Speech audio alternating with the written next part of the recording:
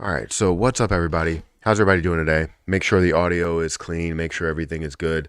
But how's everybody doing today? We got about 45 people here. Make sure you guys hit the like button. As soon as you get in here, it does help out with growth. Growth helps out with the channel, helps out with everything. I appreciate you guys so much. Let me put out the poll. You know, you have to put out the poll. Did you hit the like button?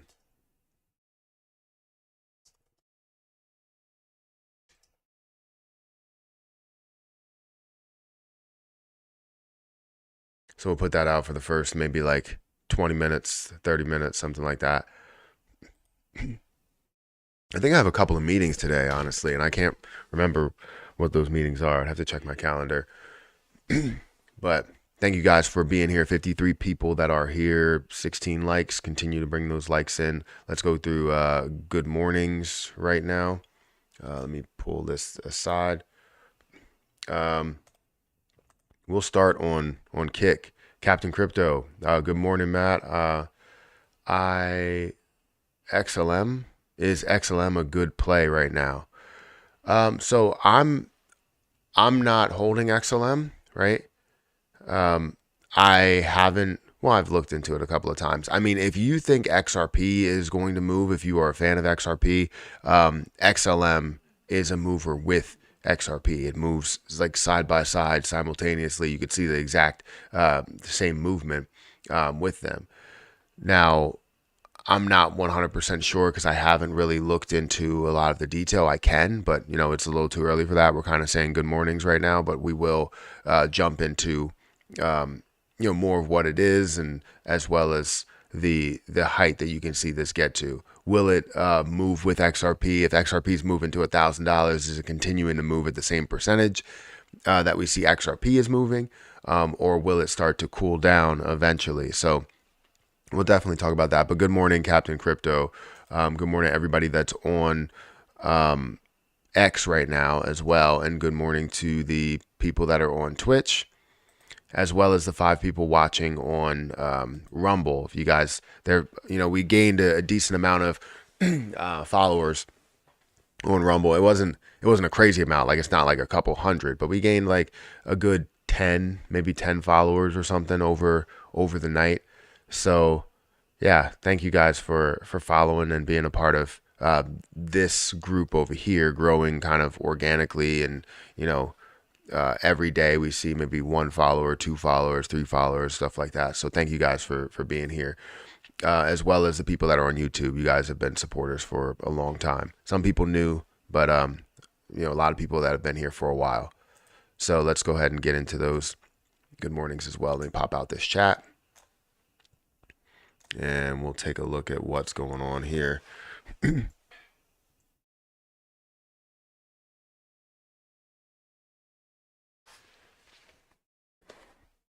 Let's see. Let's see. All right, so 76 people, 32 likes. Let's see. Good morning, Willie. Good morning to you. Evening, Knackers O'Reilly. Good evening. 2K XRP and $5 isn't enough for me. Oh, it's enough for you. Yeah, I mean, for a lot of people, a lot of these lower levels, people expect it to get to, you know, $10, you know, $100, $1,000, which I've gone through the numbers, you know, looking through Excel, you know, I've gone through the numbers, and it shows that it would be a ridiculously high market cap. But if you look at it, I mean, if you're going to see Bitcoin in the same realm and see Bitcoin at a level to where it could be multiple trillions as well, you're looking at an overall crypto market cap where XRP has like 90% of the dominance. And I don't know if we necessarily see that. You know what I mean? And a lot of people want to get away from market cap. They want to look at utility. But even if we see a fraction of that, even if we see 10% of $1,000, I'm sure a lot of people will be happy. Even if we see, you know, $5 or $10, like you said, I mean, it's, people will be happy.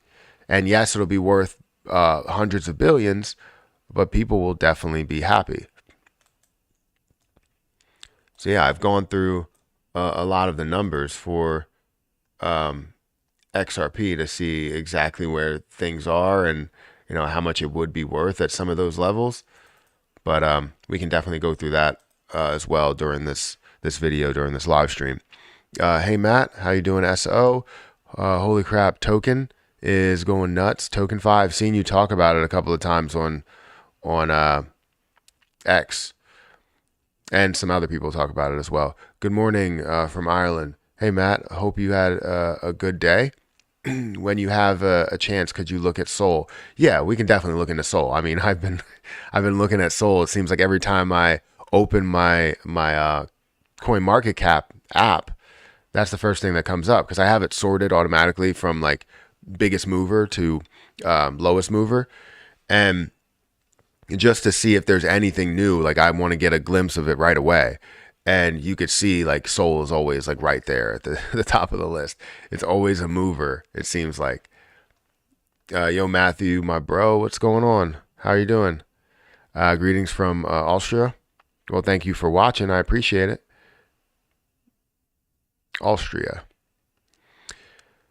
It's always mind-boggling to me that we can have people from other countries, other places, other states, even other cities that are just watching me. And as I go to different cities, there's always a chance that someone has seen my content. There's always a chance. And it's not saying like, oh, you're famous at that level. I think it's at the level where it's like, I'm excited if someone does say, hey, I watch your content, I like your content, and we can talk about certain things.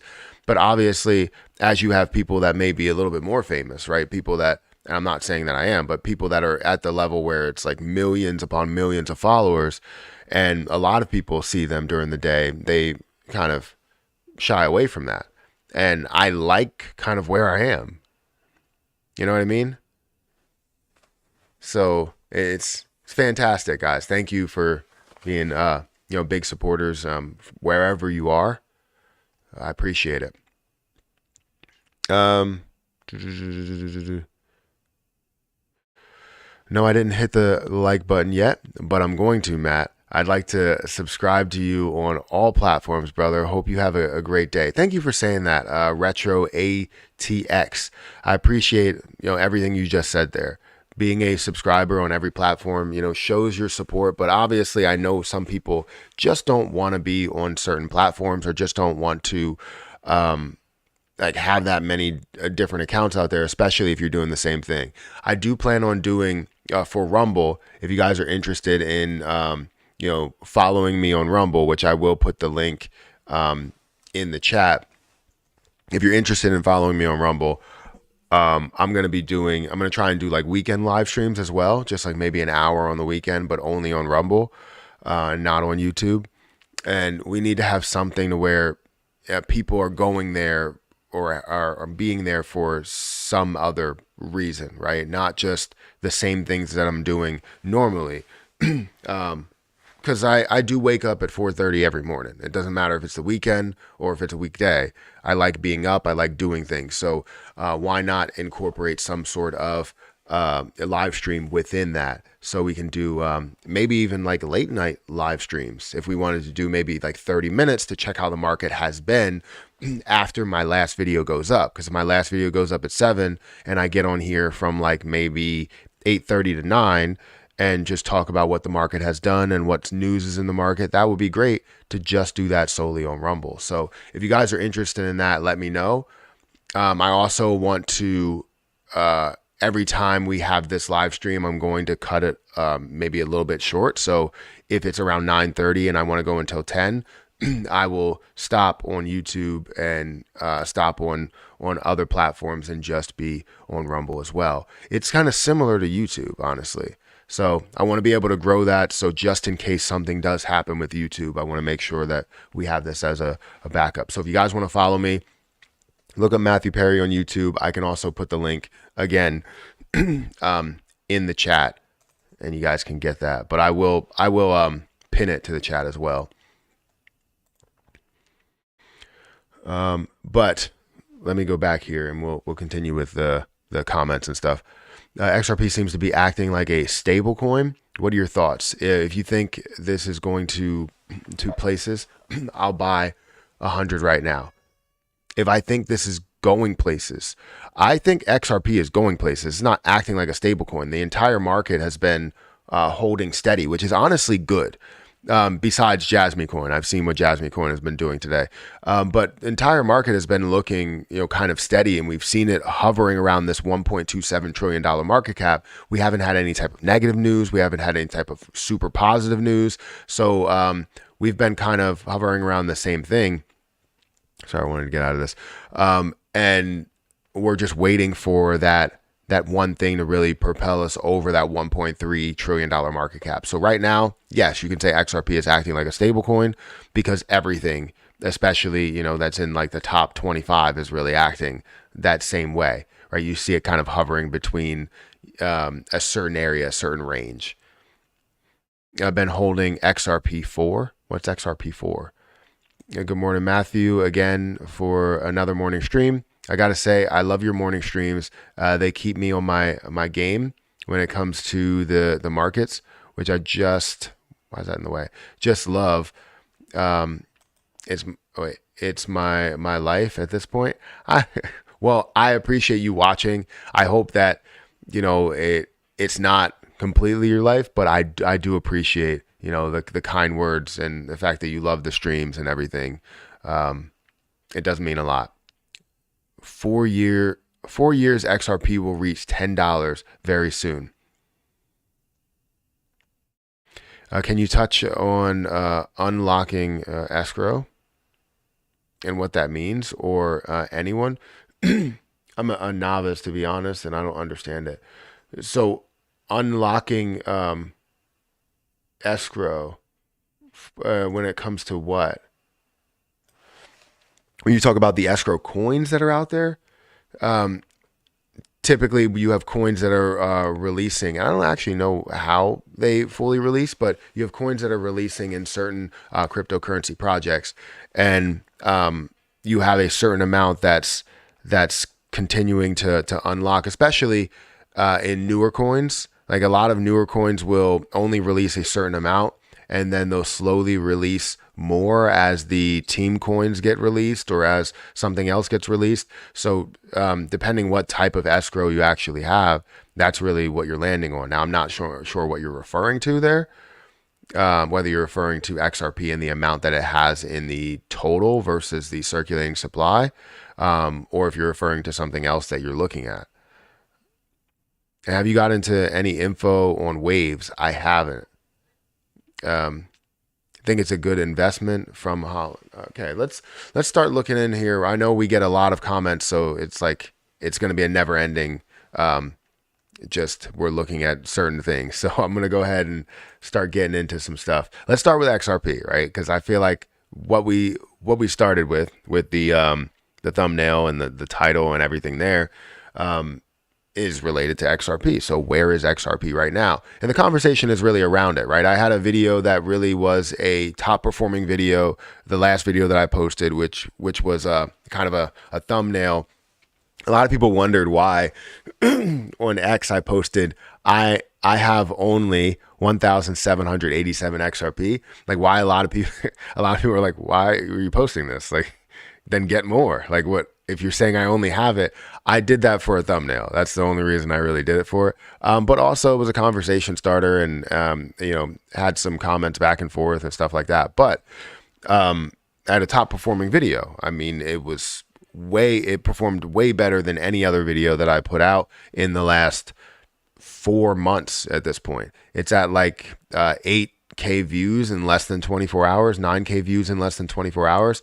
So yeah, I'm excited about that. But XRP is currently standing at about 60 cents. So we're on the road to push up to $1, on the road to push up to 2, 3, 4, right? We're starting to kind of catch that groove, and we got to hit certain resistances before we get to other levels, right? You can't just go 60 and then wake up in the morning and it's $1,000. I mean, you could, but depends which morning you wake up, right? So if you wake up maybe 2 years later, you're in a coma or something, then possibly that could be the case.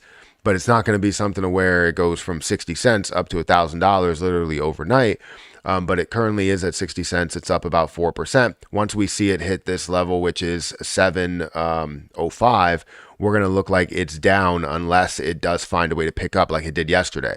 Yesterday, we talked about how it was kind of like diving down a little bit, not really diving, but definitely on a downtrend. And then all of a sudden, as we switched, as it started to get closer and closer to that time to where it hit its peak for that day, for the 24 hours, it seemed like it just took off from there. So I was excited with that. And let's see if that does happen again. I mean, we're like an hour away from that happening, but either way, it could look like we are down over those 24 hours. Volume, though, is about $2.3 billion. So it's up there, right? You're seeing volume that's down, but XRP's volume is up 39%, $2.3 billion into XRP. It's sitting at a $32 billion market cap. I actually don't know if it still stands. Yes, it is below BNB still. It hasn't taken over BNB. I think at one point it did, but it's currently at a $32 billion market cap while BNB is at a $34 billion market cap. But we're not going to be worried about whether it's going to be, fighting with BNB like any longer. I think BNB will have a ton of success, and you'll see BNB in the level of 200 billion, maybe even pushing 300 billion with everything that it has going for it. Kind of similar to all the things that are created on the blockchain, and the different coins that are created. I know a lot of people are moving towards Ethereum, the ERC20 side, but there's still a bunch that's created on the BNB side, as well as a ton of transaction fees and things like that. So XRP, where it stands, good movement for the last week. If we look at the last 7 days, it is up 9%. The last 24 hours, again, 4%. But as we see that 24-hour cutoff, it will change. So let me see how that looks for the last 7 days and where it will. Yeah, the last 7 days being up 9%. I mean, it's just steadily increasing. In the last month, being up 15%, steadily increasing there. So feels good to be a part of that. Now, there's a lot of different debates on whether XRP can reach a certain amount. Whether it can reach $1,000 or not. So if yes, why? And you go into a lot of different details as to why they believe it can get there, right? 3.7 million answer views. So a lot of people are looking at this, predicting the future of XRP, and you go through all the different steps, and we can probably go through that. When was this actually posted? October 3rd. So October 3rd of 2022 or 2023, what are we looking at? So we'll definitely get into more of that, but I want to get into some more questions here that's going in the chat, because we actually have a lot of people that are chatting today. I just want to answer some questions. We have 142 people here, guys. Get me to 100 likes. That would be great to get to 100 likes fast. That'd be fantastic, honestly.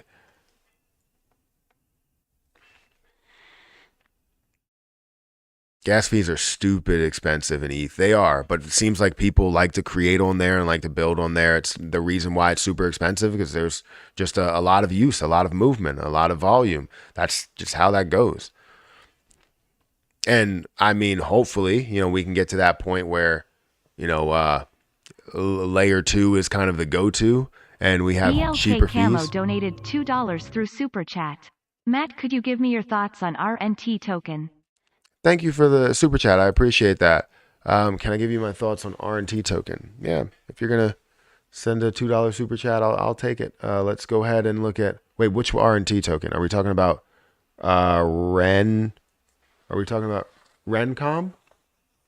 Currently at 2,589. Is that the position you're talking about? BLK Camo, black camo. That's it. Okay.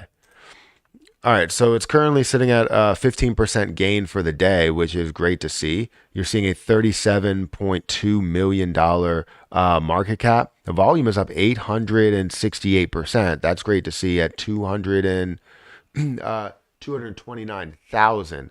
That's something that you probably are seeing a major struggle with, because you're not seeing as much volume that's there. And the reason why it would be ranked, so low, obviously you're not seeing as much that's going into it. And I could have kind of seen that as you see the movement here. But let's look at the circulating supply. 50% of the supply is out there. That's not too bad.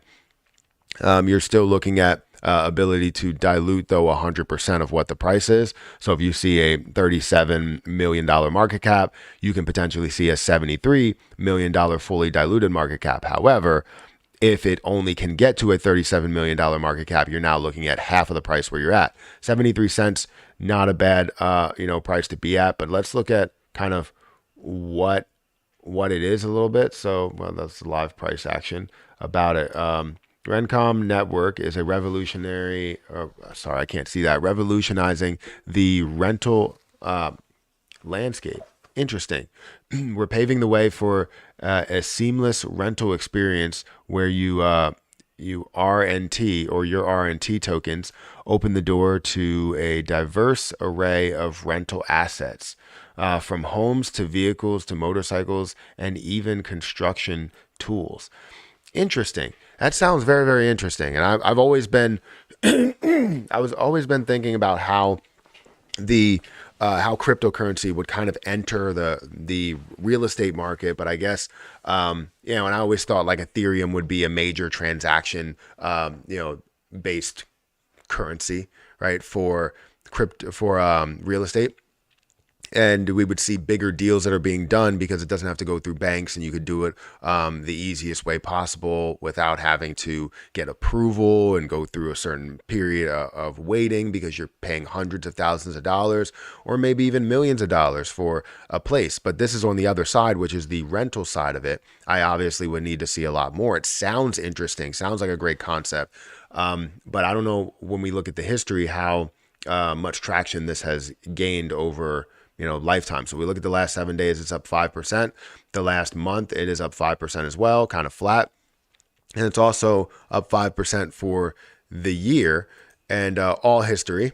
I mean, it's shown that it's up 5%. So it really, okay, so it only has a very, very short history. It doesn't have a long history of information here. This definitely sounds interesting. I'll have to probably give this a closer look, because this has only been live for a few days, and it may be something that is early stages, and it's already offered. Let's see how many markets it's offered on PancakeSwap, CoinsBit, and Uniswap v3. So I would have to look into a lot more there. Just look into the smart contract and see what's happening here. So there's 1,127 holders here, and if we look at the bigger holders, I don't care about the transfers. We look at the bigger holders, you have 50% that's sitting in this contract address. You do have an open wallet that holds 27%, another open wallet that holds 20%.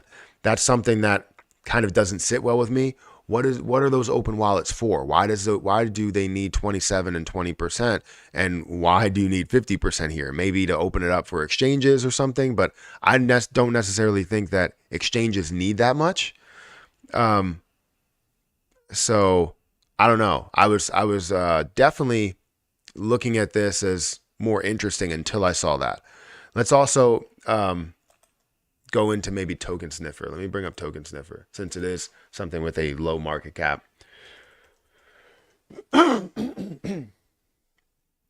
Sorry for the coughing. Let's bring up Token Sniffer. And let's see what's happening here.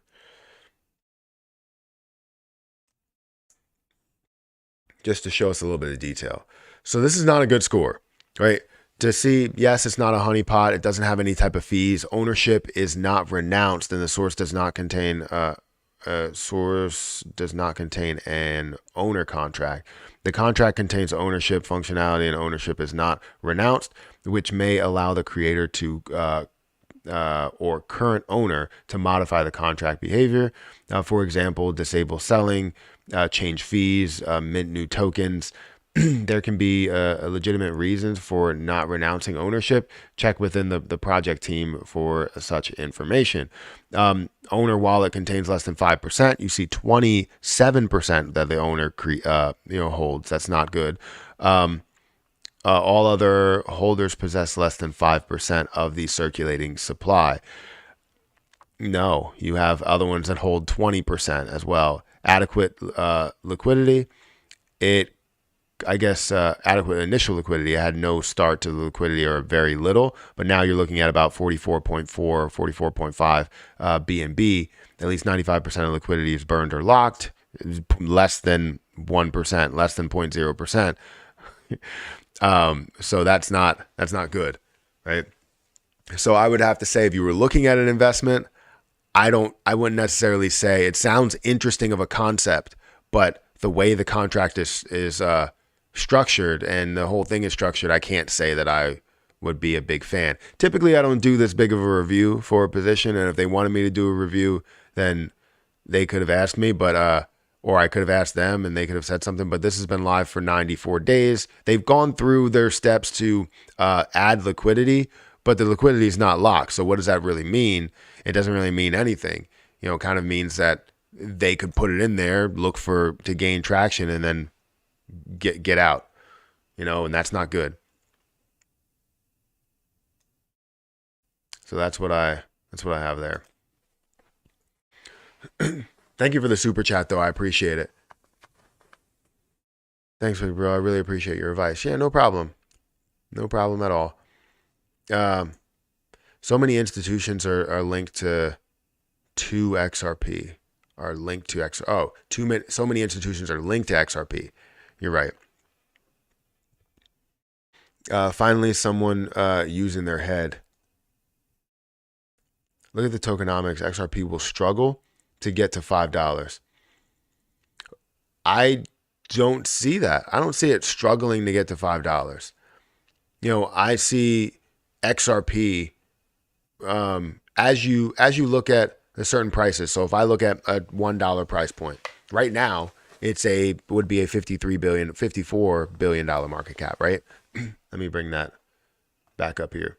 And just looking at the growth based on what market cap it did get to before, as well as what the extended growth would be for the bull run, you see XRP at a 2 or 3x where it has been. Right? So again, there's 53 right now. Yeah, 53.5 billion coins in supply, and they continue to add more. You see the dilution that comes with it. But that would be a $53 billion market cap. And I think that only catches strength as you see the market cap that is building up, the overall market cap and different altcoins that are running as well. Can you send a super chat? Happy to see so many listeners. Could you take a quick peek at Token? This is Floki's sister token, doing very well and still very early.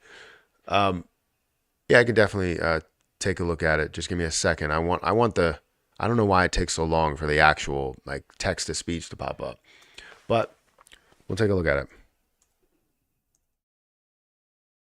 TokenFi. I think we looked at it yesterday. So currently up 47%.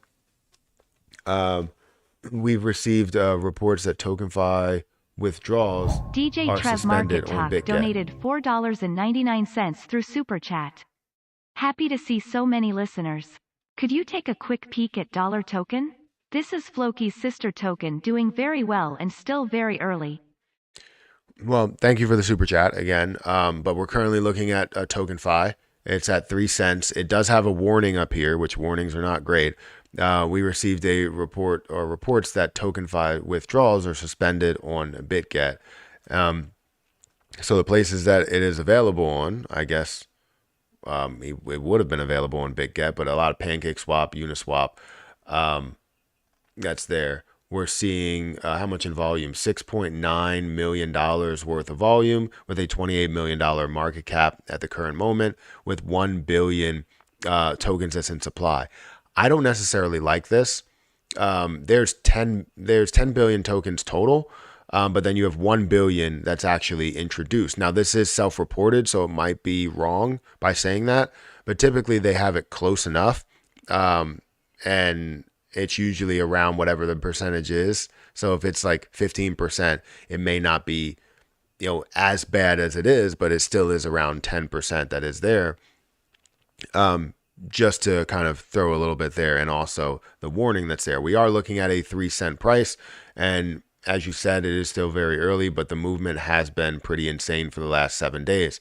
It's up 62% or 62,000% over the last 7 days. So if you would have made a move in the beginning stages of this or earlier, you would have seen so much growth. But this kind of from the 27th, this is where this has been launched, or at least launched on CoinMarketCap, and it moved again 64,000, almost 65,000%.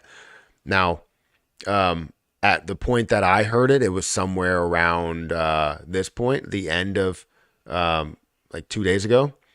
And I believe you still would have had a decent sized return from that point, but no way would you have had to return from these low levels to gain 65,000%. So anyways, it's great to see that growth, but there's no way that I would make a move into a play. I know you may think that it's really early. There's no way that I would make a move into a play like this being up 65,000%. And it is still growing. It may be still early for a lot of people. As you have that connection with Floki in a large way, it could get up to $100 million market cap. It could get up to maybe it could be a third of what Floki could be, maybe a 2/3, because I think Floki's at a $300 million market cap. But I don't think, as it being the sister token, as it gaining traction off of Floki, it's never going to surpass Floki in the market cap. However, if it does catch enough traction from people outside of the Floki community, then that could be something that really propels it forward above Floki briefly, and then it does crash to a certain level well below Floki. So you have to kind of pick and choose your spots with this position, because it's all based on what people think about it, what people believe in this position, what they see in it. Because if they see that it's going to grow, they see that other people are making moves outside of Floki, they get into it. They FOMO into it. The next person FOMOs into it. Eventually it hits a wall. When it hits that wall, it's going to fall below what Floki's value is if it did get above it. So just be careful, because it does look like something that's gaining traction. And I've seen the various, tweets and videos and all of that stuff that is created with it. Let's go into the contract to see what's happening with like the ownership side of it. So you have 12,000 holders within this, which is basically like a pretty high percentage. If you look at, not a high percentage of the overall amount, but a pretty high percentage when you look at, like, say, Jasmy Coin. Jasmy Coin has 60,000 holders, and this already has 12,000 holders within a week. So it's definitely something that's gained some traction. You have 53% that's in a contract address for some reason. You do have a Floki multi-sig wallet at 22%, and another contract address at about 12%. I don't know why you need this much. And what they plan on doing with it. Again, I haven't looked into the detail as to why they have that much, but everything else is below, the 5%, below, 3%, below 2%. So that's good to see. But, there's always an explanation as to why you have this much, but I don't necessarily understand why you do, like why you ever need, 53% in any type of wallet, even if you're giving some amounts to exchanges, especially in the beginning stages of it. I don't think you need that. But that's on them. Whatever their explanation is, their explanation is. Thank you for the super chat, though, DJ Trev. I have seen your tweets. I think it's been like maybe 1 or 2 tweets that I've seen where TokenFi has been exploding.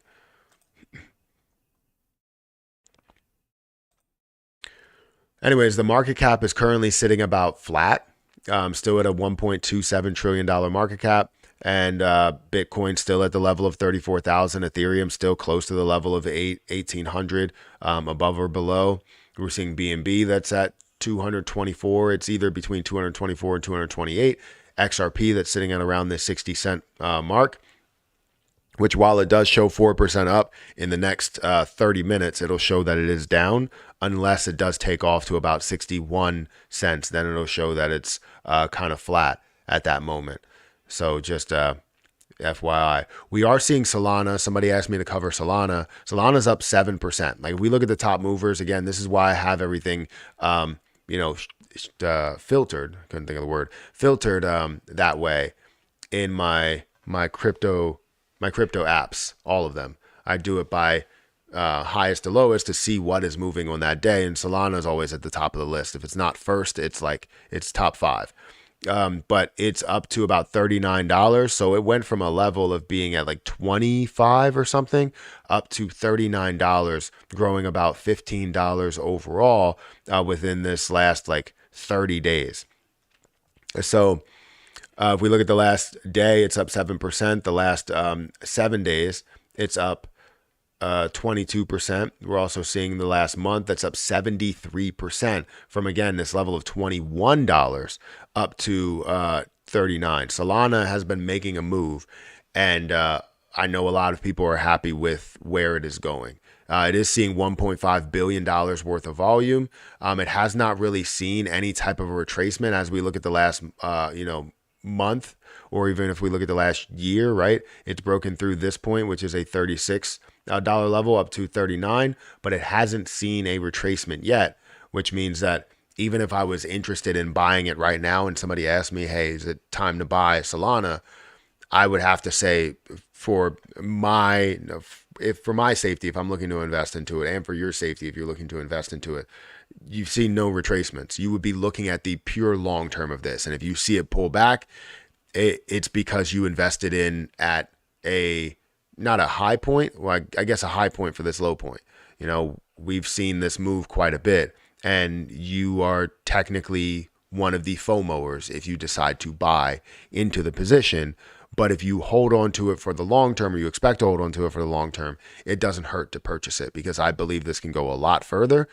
But again, it is up a significant amount over the last month. It's up 73%. So just be careful with what you are buying. There's been no retracements here for Solana.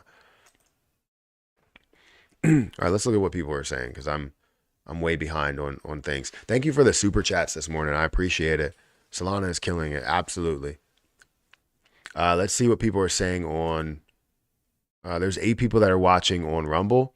Thank you guys for watching. Again, if you guys want to go and follow me on Rumble, I'll put the link in the chat, but this is my Rumble link. If you guys want to just take some time and follow me.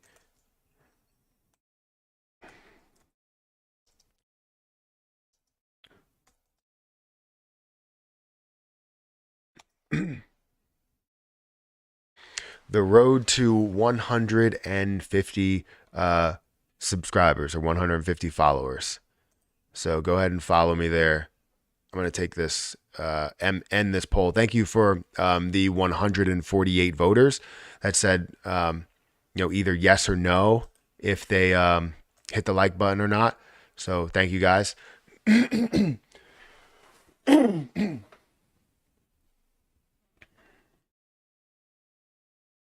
But yeah, we got 6 people that are watching over on Rumble. If you guys want to go and follow me on Rumble, feel free to do so. I just put the link in the chat. I'll stick to my coins.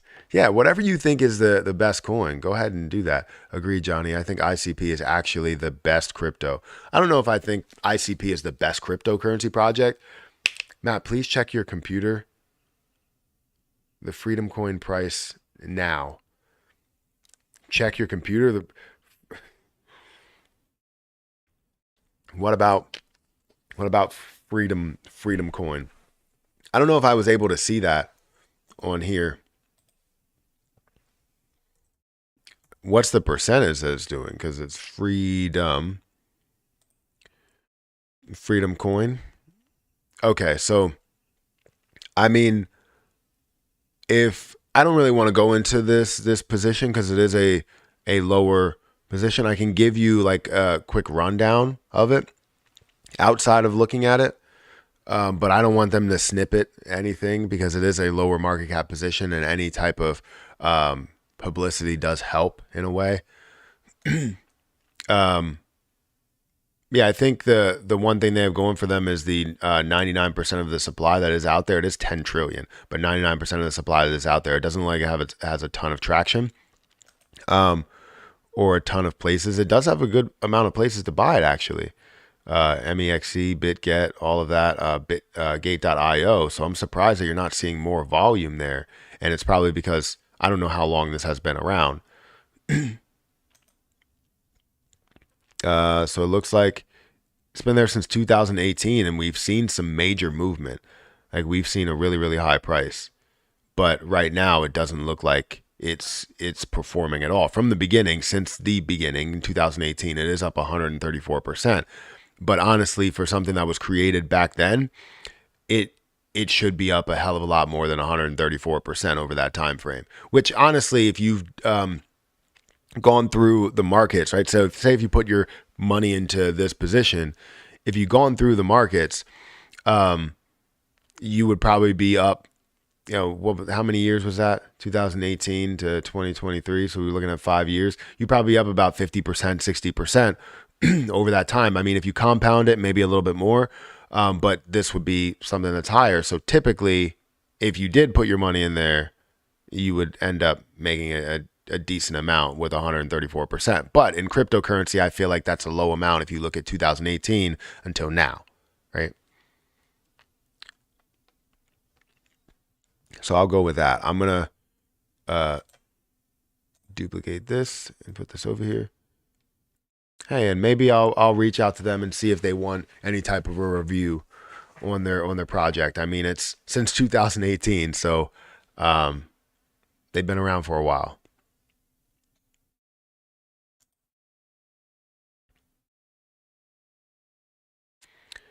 I still want to make a crypto vending machine thing. You still want to make a crypto vending machine? Crypto vending machine a thing? That's not a bad idea if people are going to a ton of people have cryptocurrency and can use it, then yeah. But the issue is that you would be like, if somebody is craving something, you want to make it as convenient as possible. So you make it easy for them to be able to buy it. And typically cash and credit card are the way right now, but eventually maybe someone does have cryptocurrency, but it's not really a convenience, because if somebody goes to a vending machine and they're like, I really want the snack, and then they're like, I have to use crypto, like you lose a customer if you have that. So that's the issue, is you always want that convenience. What time is it there, Matt? Must be really early. It's like 6:42 a.m. Not as early as I wake up. It's like 2 hours earlier than I normally wake up. I wish I hadn't freaked out and sold half of my coins in 2018. Such a bad idea. Now I just dollar cost average and hodl, never making that mistake again. I hear you.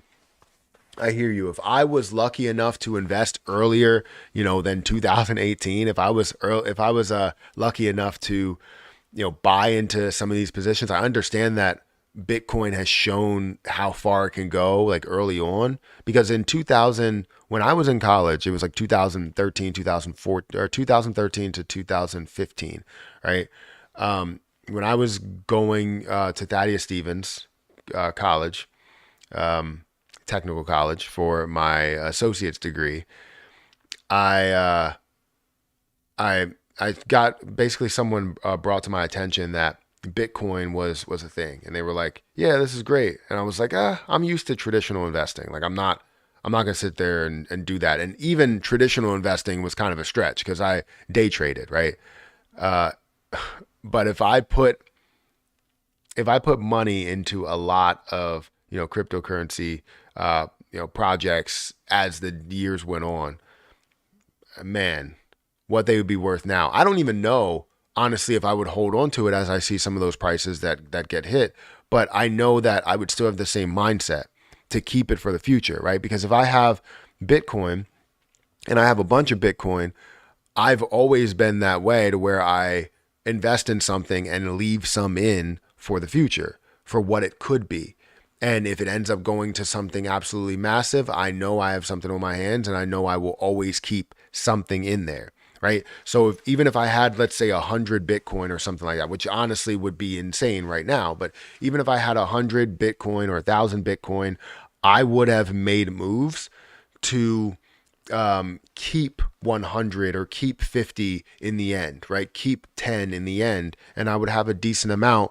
I wouldn't, with 10 Bitcoin, you wouldn't be an absolute like millionaire, but by that time you would have all types of other cryptocurrency projects as well.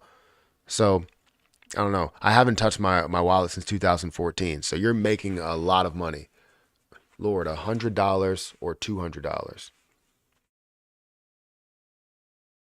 Hey Matt, do you realize you need at least 200K XRP to be a millionaire? You need at least 200K XRP to be a millionaire? Why? Because you think it's going to get to $5?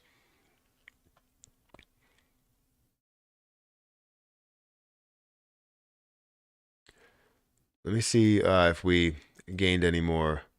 So we now have 111 followers on Rumble. So thank you whoever did follow. I didn't really get a notification.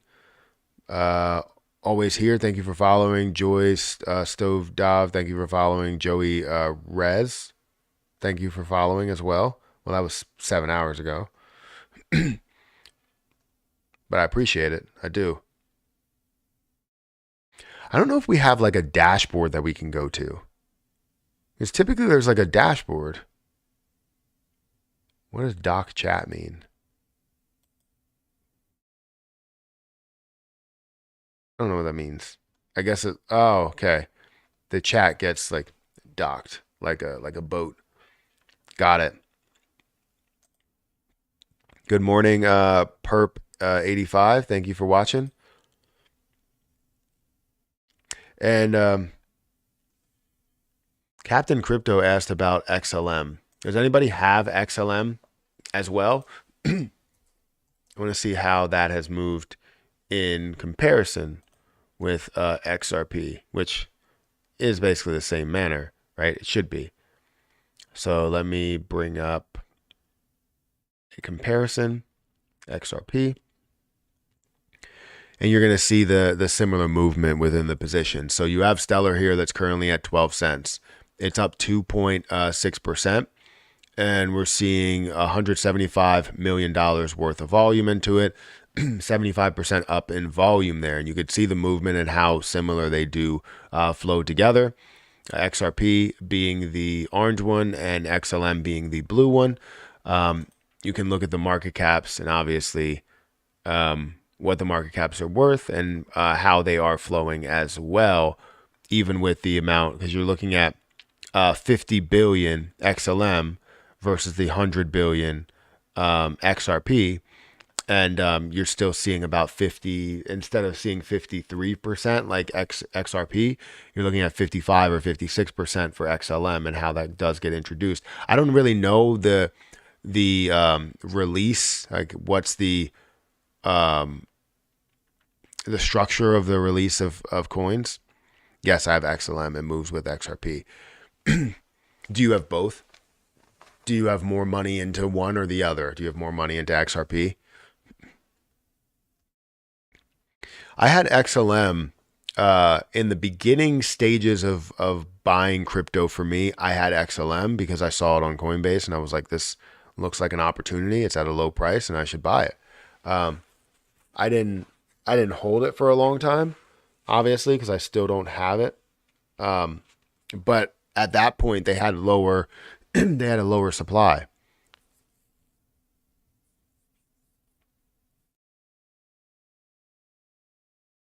Bro, we got Jesus and the devil in the chat. Yeah, that's not good. Well, I guess both of them like to watch my content, right? The best of both worlds. Is that what it is? Thank you for the people that are watching on X. I see you guys. I don't see any chats, but I do see you guys. Because you only see like comments on there, I believe, until they decide to change something. In 2016, my friend frequently talked about Ethereum, but I never listened because I thought crypto was a scam. Now my friend is incredibly wealthy, and I can't help but think that if I had only listened. Yeah, I mean, that's usually how it goes, but we can't get stuck in shoulda, coulda, wouldas, right? Because the game is not over. It's still the beginning. We still know that crypto is going to be worth a hell of a lot more. And we have to realize that. We can't get stuck in this same mindset where we're like, oh, well, we could have been so wealthy if we decided to invest into this play and this play, which honestly is great to think that we made a mistake. It's always good to understand that you made a mistake, but it's never good to sulk in a way. I'm not saying that's what you're doing, but I've noticed that myself, I do that from time to time where I'm like, if I would have just did this, if I would have just listened to my friend or whatever, and a bunch of people did tell me about cryptocurrency. I don't know if they made investments because they don't really seem that well off, but just because you don't seem well off doesn't mean that you don't have a lot of money. You know what I mean? There's a lot of people that don't spend money. They just hold it, and they don't buy certain clothes. They don't buy anything new, and they just sit at home, maybe in a t-shirt. Like I believe Mark Zuckerberg looks, in most cases, looks like he's, just a college student at times. I think now he dresses a little bit better, but still he's wearing like a t-shirt. But from what I heard, that t-shirt is pretty expensive. Like he doesn't wear, many like suits or anything like that, but I'm sure he has one and he's a freaking billionaire. He probably only has one suit. It's like, yeah, I don't need any more. That's how wealthy people think. That's how millionaires think and billionaires think. It's like, billionaires, you're like, there's no way I could spend this money, right? But millionaires, you're like, yeah, I mean, there's no point to really having a bunch of amazing clothes unless you are going out all the time or going different places, which honestly is not bad to go out places, but millionaires don't care about how they look. They don't want to look like a millionaire. They want to be a millionaire. Anyways, I will be a millionaire if SHIB hits 0.000. I'm not waiting till 1 cent for people to dump on me. Most people, next bull run will be bag holders. Yes and no. Yes and no. My hands are cold. That's why I keep putting my hands in my pocket. But no, I don't think that that's the case, that most people will be bag holders. I think we will have a flourishing crypto market because we're setting it up for traditionalists to hold for a long time. So I think this bull run is going to be not the last one that we see, but it's going to be the last one that has the impact like it has in the past. Like this is going to be the last bull run that we see, potential like millionaires and that are made off of basically every single project. This is going to be the bull run that we remain steady because of the ETFs. They're trying to set all this stuff up, right? So traditionalists are coming into the market and investing into the market not to get dumped on, right? They're coming into the market to establish some strength, some stability. And if you understand that portion of it, we're not going to see a bull run like this again. While we had that other bull run, the previous bull run, and a lot of people made a ton of money, this is going to be most likely 10 times bigger, if not more than that.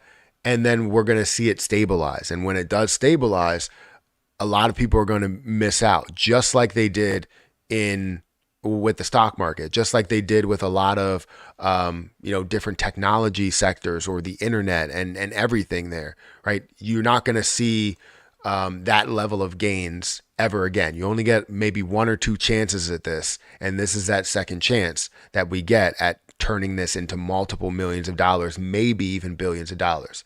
You're never going to have a bull run like this again. That's what I believe. Because once we establish utility and once we establish strength and stability, it's over for gaining tens of thousands and millions of percent. So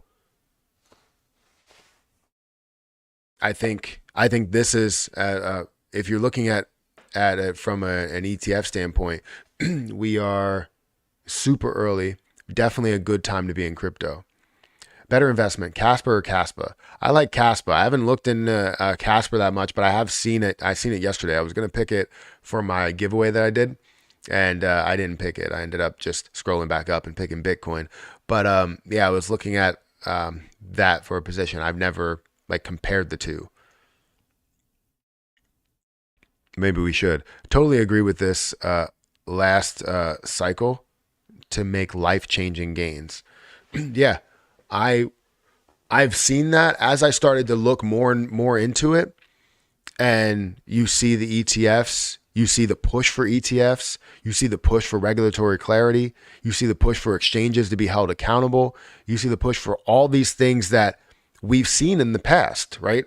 With different companies and the stock market and the real estate market and just we've seen how much money people can make in certain areas and how those have kind of stabilized. And we haven't seen that in the crypto market yet. And I think if you are in crypto, I I definitely think that you should find some of the best positions. Hold it down, just let it sit there. Don't worry about it. Definitely have some to the side that you just don't even worry about. Put in a cold storage wallet and just put it up on your shelf. Put it in a safe and do not worry about it. Do not think about it. Don't touch it for the next 20 years. And that will be worth so much more. It will need to be in a safe because it's worth that much. So it honestly scares me for the people that are not in crypto right now. And the people that are in it a slight bit, they're going to gain something out of it. They're going to be like, I wish I had more. Just like the people that said the same thing with Amazon, Tesla, with Google, the technology era, right? Where we're just establishing all the technology. So many people I know were like, I wish I invested so much into Amazon. I wish I invested so much into it. I'll probably be dead in 20 years. Well, put it to the side. Somebody will get it. And I don't know if you need to think like that. Anybody could be dead, honestly, in 20 years. I mean, anybody could be dead in 5 years. You never know what could happen. My kids have their own wallets. Yeah, I want to put some aside for them. Maybe just like a few hundred of everything, just to see what it ends up being worth when they are, 40.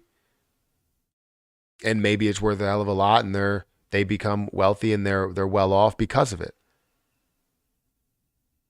That just got dark. It did get dark very, very quick.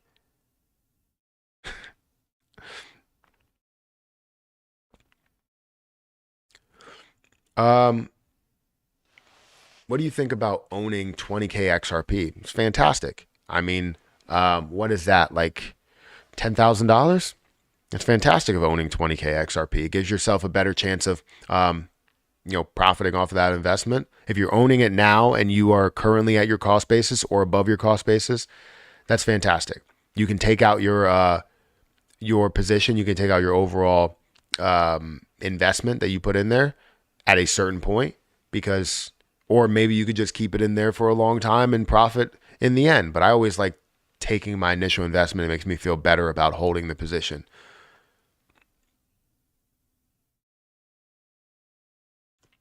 Now I'm talking about XRP, my office mates, but no one is listening to me. So now you're in the situation of telling people, and those office mates are going to say, I wish I listened to you. Yeah, I bet you do. And I was in that same seat. I was in that same position.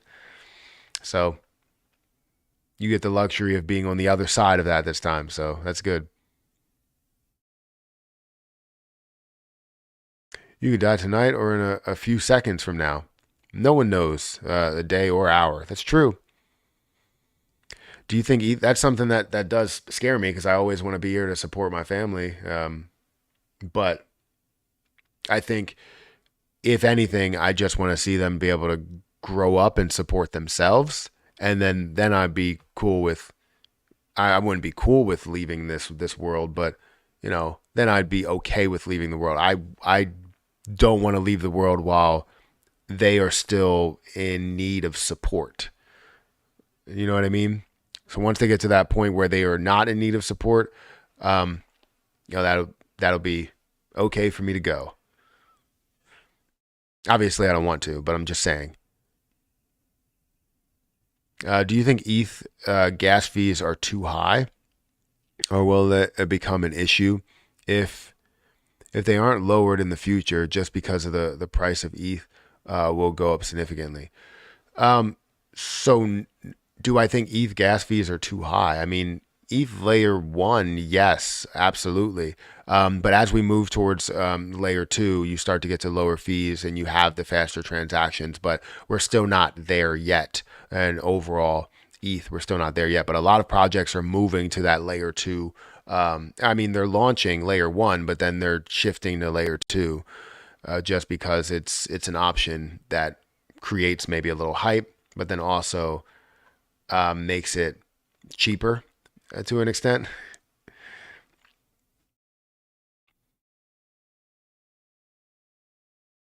All right, so we got 164 people here, guys. If you can hit that like button and get me up to 200 likes, that would be amazing. Also, if you guys want to, like I said, follow me on Rumble, my link to Rumble is in the chat. It's pinned to the top of the chat, and you can follow me over there and support me on that platform. I want to grow to 1,000 followers and obviously, continue from there. We're catching a little bit of traction over there. I posted my XRP video and that got the most views that I've ever had on a single video on Rumble.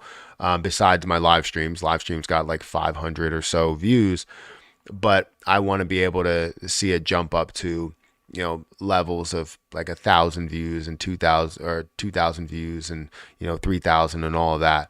But only time will tell. It comes and goes. So feel free to follow me on Rumble. I'm going to be doing a separate live stream later on Rumble. If you guys want to just join me over there and be a part of it over there, I'm going to do maybe like 30 minutes or an hour. So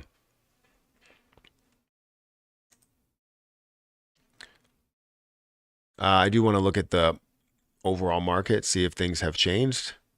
I want to see it go to a $1.3 trillion market cap. That would be fantastic. When are you doing another portfolio update? On which one? So I have my stock portfolio, my dividend portfolio. I also have my Kraken portfolio, which I think is really interesting and where that has gone. But then I also have my Coinbase portfolio as well as what I have on crypto.com, just to go through, I guess, everything. Is that's what you're saying?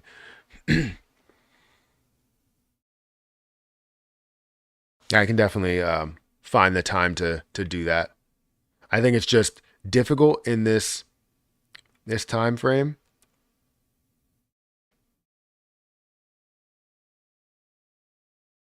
Give me a second.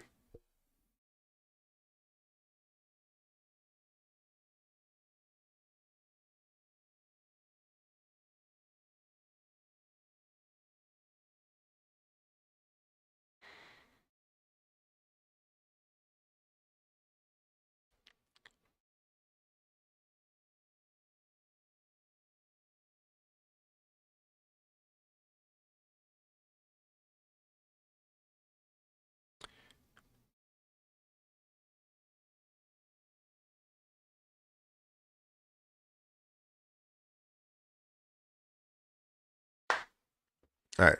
Sorry. Just had a couple of things to text there. I really want like a different like setup here. I like this setup. Don't get me wrong. I like this setup, but I want to have like different setups, different views. And I have another camera that I could set up, but I need a better like what's it called? Camera viewing device. I can't think of the name right now. I can't think of the name. Elgato Cam Link. There we go. I need another Cam Link because I had the cheaper version of it and it honestly was okay. It would be good for something that's not considered, and in my opinion, a little bit higher quality. But if I want that higher quality here, like this looks good. It's not 4K like the camera is, but it's good going through Streamlabs. So I would love to be able to put a camera to the side over here or like some sort of like a camera on a roller or whatever that is. where it just continues to go back and forth. That would be freaking cool. And to have that for my videos would be fantastic. But the problem is that I record via Streamlabs, and Streamlabs only takes up to 1080p. I don't ever get 4K, and I tried to look at how to do that, but it doesn't ever give me 4K. It gives me 1080p. So like when I zoom in here, it's kind of grainy. Like it looks good on screen here, but it's kind of grainy when it goes out to YouTube. So YouTube like kind of distorts it a little bit. It's kind of weird.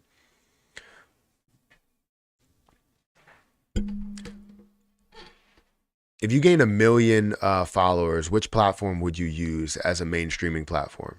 If I gained 1 million followers, which platform would I use as a main streaming platform?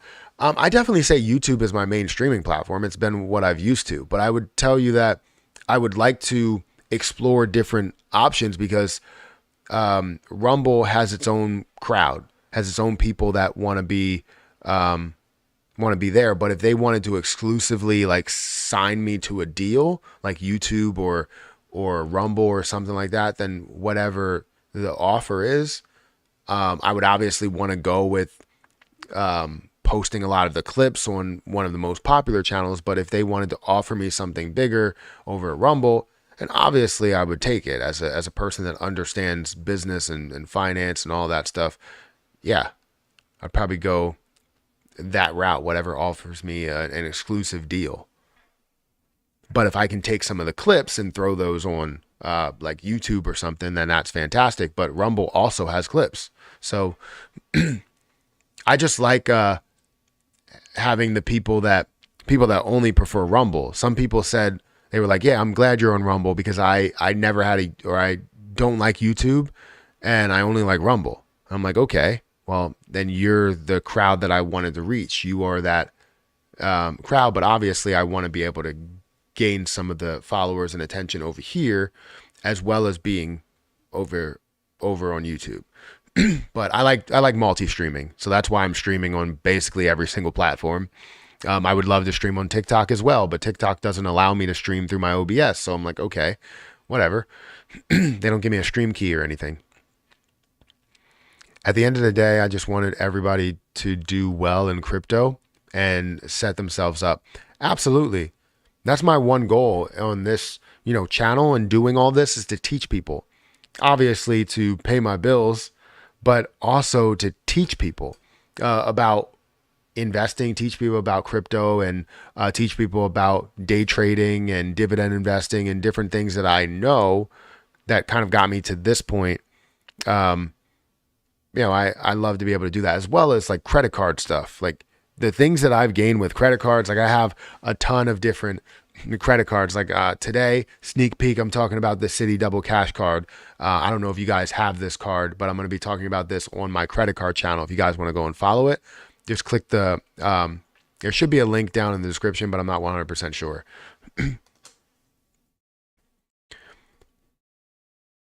Anyways, let's see what is happening here. So let's go into this.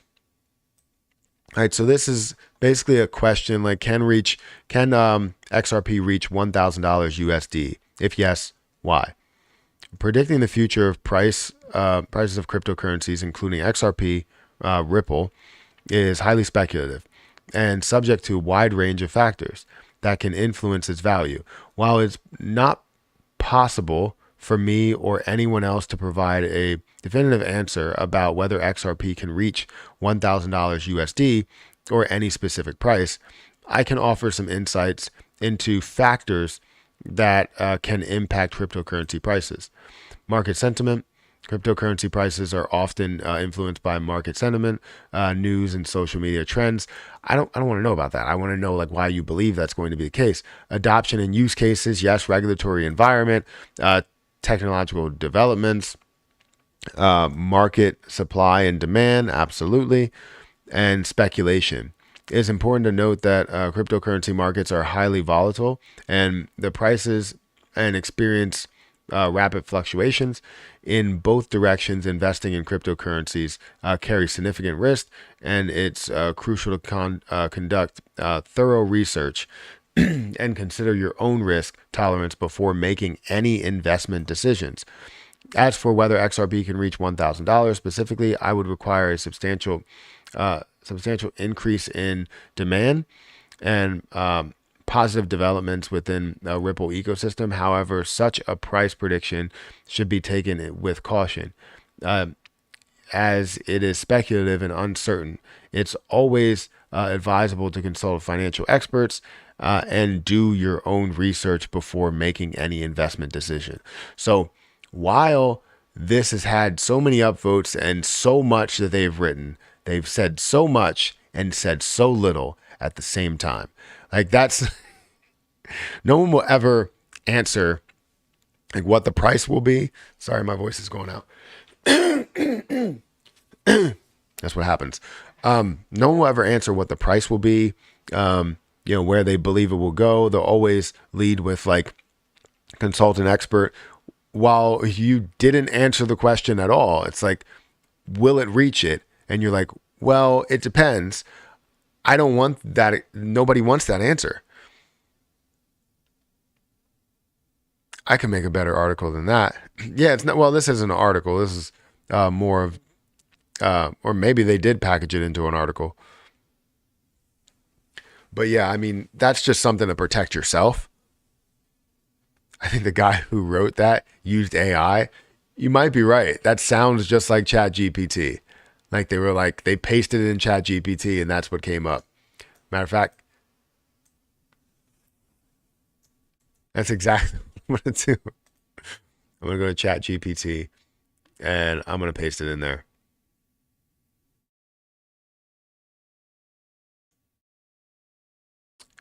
Do you only get a certain amount of things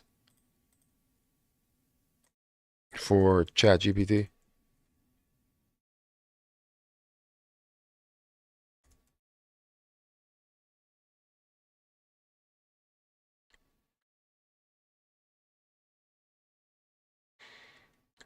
Okay.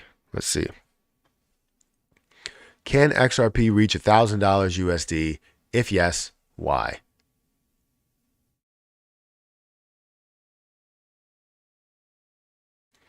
Okay, so it didn't come up with that same thing.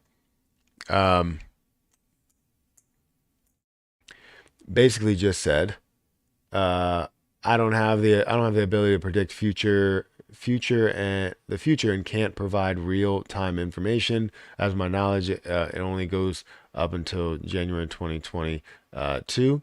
Whether or not XRP can reach whether or not XRP, the cryptocurrency associated with Ripple, can reach $1,000 depending on multiple factors, including market sentiment, adoption, regulatory developments, and various economic and financial variables. At the time of my last knowledge update, XRP had experienced significant price fluctuation and was facing legal challenges from the U.S. Securities and Exchange Commission, which had significant impacts on the value. The outcome of these legal proceedings could greatly influence the future of XRP. For the most up-to-date information, analysis, blah, blah, blah, blah, blah. So yeah, it doesn't really give you too much information there, but whatever. I don't know how close we are to 200 likes, but if we could hit that like button, it does help out the channel, helps out growth, helps out support, just all of the above. And we currently have been going for about an hour. We have 133 people here, and on Rumble we have 9 people that are watching. Where is MRP 323? It would be fun to play with him in your giveaways, Matt. I don't know who that is. I don't know. But we have 11 people here in Rumble. So thank you for everybody that's there. We're 6 away from 200 likes. Okay. Hit that like button. There we are. We're 200 likes. What actually happened with the that XRP legal case? It's still ongoing, right? They have so there have been multiple wins for XRP for Ripple. So the the decision or the ruling to come out of it for XRP was that Ripple is not labeled a security, right? And that's big, right? It pushed XRP to a level of 95 cents or so, like really resisting from $1. And as that came out, literally the day of and the day after and the days after that, they were talking about appeals. And once they had that appeal, people were like, oh, well, this could be something that just comes right back and falls back down. So people started selling and it went up to 95 cents, came right back down to 50 cents. And we thought we were going to see it stabilize at a higher price, which technically it did stabilize somewhere around the 50 cent mark rather than going lower to like the 30 cent or 40 cent mark like it was before. But still, it still dropped a hell of a lot. It dropped, 45 cents all the way down to a level of 50 cents or even a little bit lower to like 49 cents, but it didn't go, far below that. But then you also had other wins within the XRP case. One big notable win is the dropping of charges for the CEO and the chairman. And that's another win. It's a partial win, but then you still don't have the ultimate like decision, the last final judgment or a settlement within it. So the case is not completely over. It's not completely through. It just had a couple of like subtle wins for XRP. Well, what seemed like it would have not been subtle, but now it shows that it is. But we had wins for XRP, and we just haven't had that win for Ripple overall, I heard recently that the SEC or the SEC is going after Terra Luna now. I don't know much about it though. So yeah, they have been going after Terra Luna, I believe. I don't know if they have still the case fully ongoing. I haven't heard much from it, but I don't think XRP. I don't think Terra Luna Classic or Lunic was labeled or actually defined as a security in that in the outcome there. But I believe the Terra Luna lawsuit is they were trying to use kind of the information from the XRP case in order to say, look, like this is not labeled security. They define or they went through this detail here and trying to use case law when the case actually isn't over on the XRP side. So yes, they're trying to go after everybody. And honestly, I think it's not good for the cryptocurrency market to see that so many lawsuits are happening at one time, where you have Coinbase, you have Binance, you have Terra Luna Classic or Terra Luna overall, the Terra chains.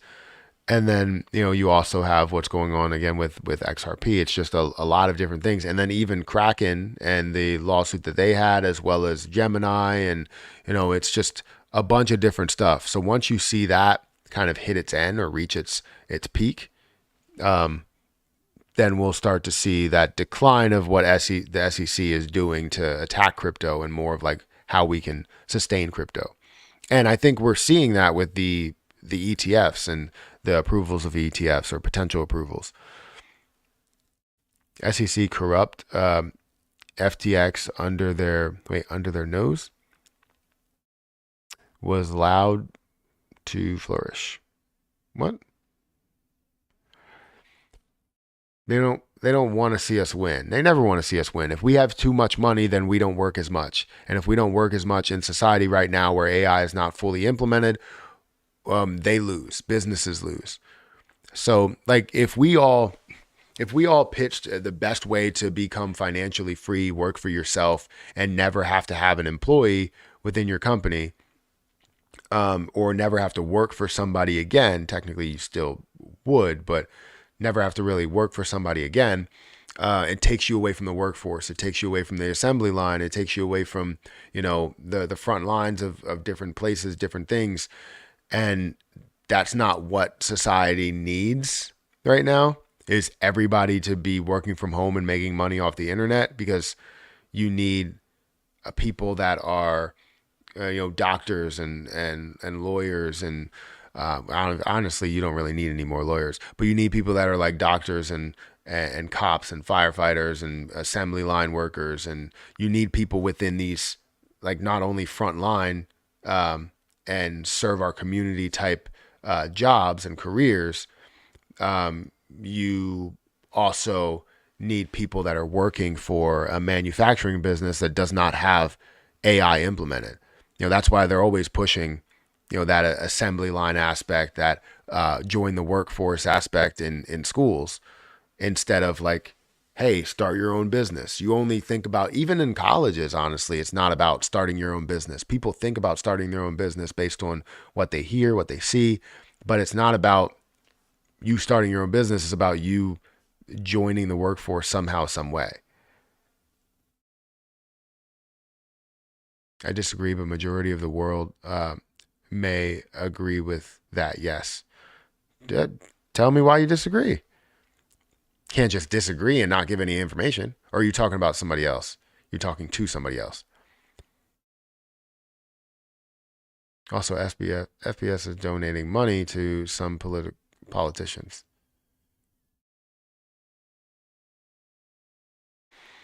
Gotta go. Peace, my bro. Until next time. Well, thank you for being here. Studio Simulations, Michael B. Are you Michael B. Jordan? No, thank you for being here. I appreciate it. I have $1,000 worth of Solana, and it's up to $2,800.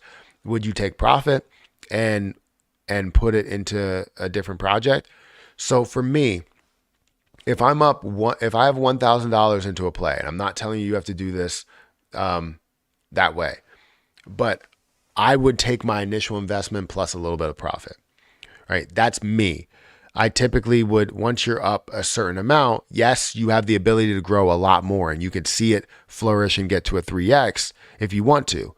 But for me, anytime I see a level that I can take profit from, I take some of that profit, because yes, you can see that grow up to $4,000, and then now you can finally take your initial investment. But the likelihood of all of that happening, the likelihood of it sustaining, especially in more of a negative market right now, you're seeing, Solana at $38 rather than $39. Who knows if this is going to fully take off today? It looks like it's kind of trending in the wrong direction, to where everything that has been taking off is kind of going a different route.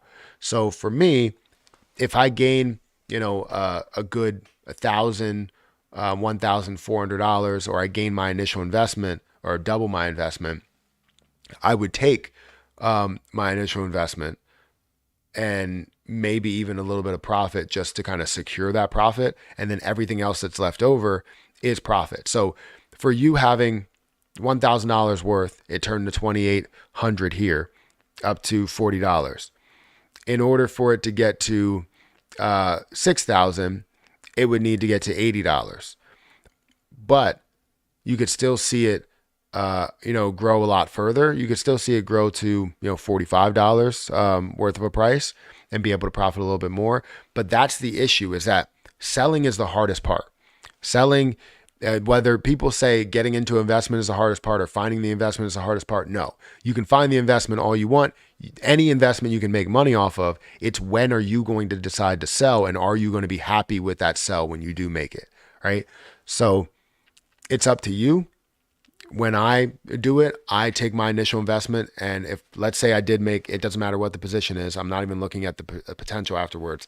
If I have $1,000, I turn it into 2,800. I'm taking 1,400, and I'm leaving 1,400 in there. And if it does absolutely run, then fantastic.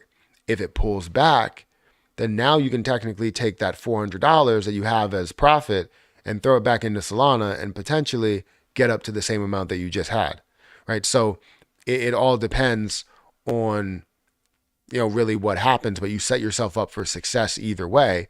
If you don't sell at that point, you may have a little bit more of a potential downside, but you still have that upside as well. So if you take some out, it's a win-win. If you don't take some out, it's a win-lose, right? 50-50.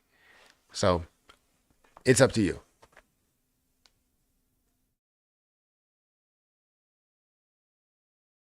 Emotions and investing doesn't mix. Absolutely. You're absolutely right.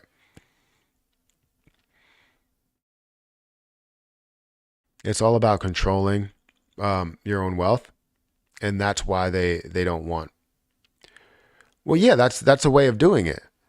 So if you think about it, like you go through school and you're told, especially like what I just heard in career day from my daughter, is that you have to pick an actual career, an approved career, what they approve to be in a career. You can't be an actor. You can't be, somebody that doesn't attribute to society or contribute to society. You have to be a cop, a firefighter, a doctor, a mechanic. You can do all of these other jobs, but you can't be an actor. You can't be a a vlogger. You can't be a YouTuber. You can't be a golfer. You can't do any of those things. You can't be a football player. You can only be what is an approved career. And that's where it kind of drew my attention to like the fact that they want, us to work in that certain area. And you are suppressing how much a certain individual can make by offering them more of a job rather than them leading a company. So you're controlling the wealth in that area and the where you can go from there and the protecting the businesses, I would say. So there's a lot more that goes into all of that stuff, but it all kind of blends together in my opinion. But you're right. I think they are trying to control the wealth. Set a plan and stick to it. Absolutely. I will get your daughter out of these schools. Teach her yourself. Well, I am teaching her myself outside of the schools, but she does come home now and think that she knows better because the school told her, right? So like the teacher would tell her, oh, well, that's not an approved position or not an approved career. And she thinks that I don't have a career because it's not an approved career. So I'm like, you got to understand that there are many ways to make money in this world. And you can make money by literally just putting your money somewhere and making it grow. And she was like, how does your money grow? It's not a plant. And I was like, even though that's funny, it technically can be a plant. And you want your money to be a plant. You don't want your money to be a rock, right? I didn't say this, but you don't want your money to be a rock because a rock is not going to grow. A rock is just going to sit there and it's just going to get in the way, right? Please don't ignore me this time. I'm not ignoring you. I just go through different comments. So good morning, Matt. Good morning. For some reason, I recognize the name. I mean, you are a moderator.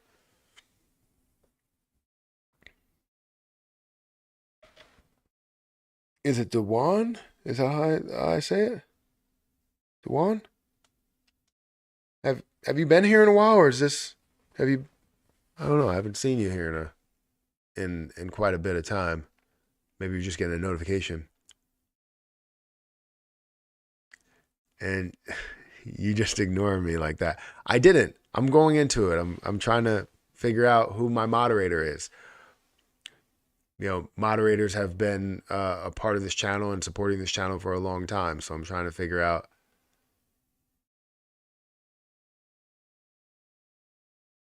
Oh, I've been here still. Okay, for some reason I haven't seen the name in the chat as much because I mean you are a moderator, so I would usually like call that out and be like, hey, how are you doing? But I appreciate you being here. How's it going for you? Let me not ignore. How do you say your name? I don't know how to say your name. Zysis? Zysis? Do you think we're going to see like a 10% retracement after the pump we got? I would love to prices going down before entering in the coins. I want to enter for the bull run in like 2 years. You want to enter in the bull run for 2 years. You think that it's not going to the bull run's not going to happen for 2 years? Do I think we'll see a 10% retracement after the pump? Do you mean like overall pump? Do you mean like pushing up to all-time highs, or do you mean like after this pump, are we going to see a 10% retracement? I don't think that, no. I think the retracement, the slight retracements that we're seeing, the stability that we're seeing within the total market cap, I think we're seeing this kind of set itself up for more of a bull flag or more bullish momentum. But once we get any type of positive news, that's what it seems like the market is waiting for. Like the people that are investing into the market are doing the same thing you and I are doing, or a lot of other people are doing, is just holding on to the positions and waiting to see what it does. Kind of like poking it with a stick. Hey, do something. You know what I mean? Been good. Bears play your Saints Sunday. Y'all will destroy us. I mean, it depends what type of Saints you get. I mean, we haven't been playing the best football lately. I mean, not yesterday. This last week was really good, but it still wasn't the most comfortable victory. How do I become a moderator? I've been watching your streams for over a year. Just wondering. I mean, consistency. If you ask for being a moderator, I just look for consistency after the fact. Like somebody asked me to be a moderator a while back, and they haven't been as consistent with being here or even commenting or saying anything. And I told them, I was like, look, you have to be consistent. You have to show me that you want to be a moderator and the reason for being a moderator. If you feel like you want to control the situation or control the chat, that may not be the best attitude for being a moderator. But if you care, like if you understand like what I would say in a time where someone says something that's hurtful and you respond in that manner the same way that I would, then that's like moderator status. So it's not about being here for as long as you are. It's about both. Like being here, being consistent. Once you ask to be a moderator, I do monitor what you are doing within the chat and where your name is. And then eventually, if you ask again, then I'll most likely give you that moderatorship. I'm very like tired. I don't know why I got tired all of a sudden, you know?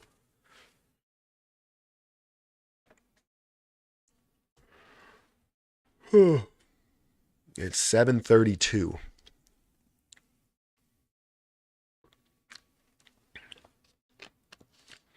So it's going to go up from here. That sucks. I wanted to see better prices to buy.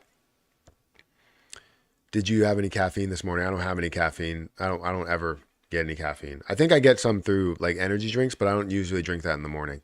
But yeah, I mean, when it comes to the market, I don't technically see a retracement unless we see some really horrible news, right? If we see some bad news, get that morning OJ. I do need the morning OJ. You're right.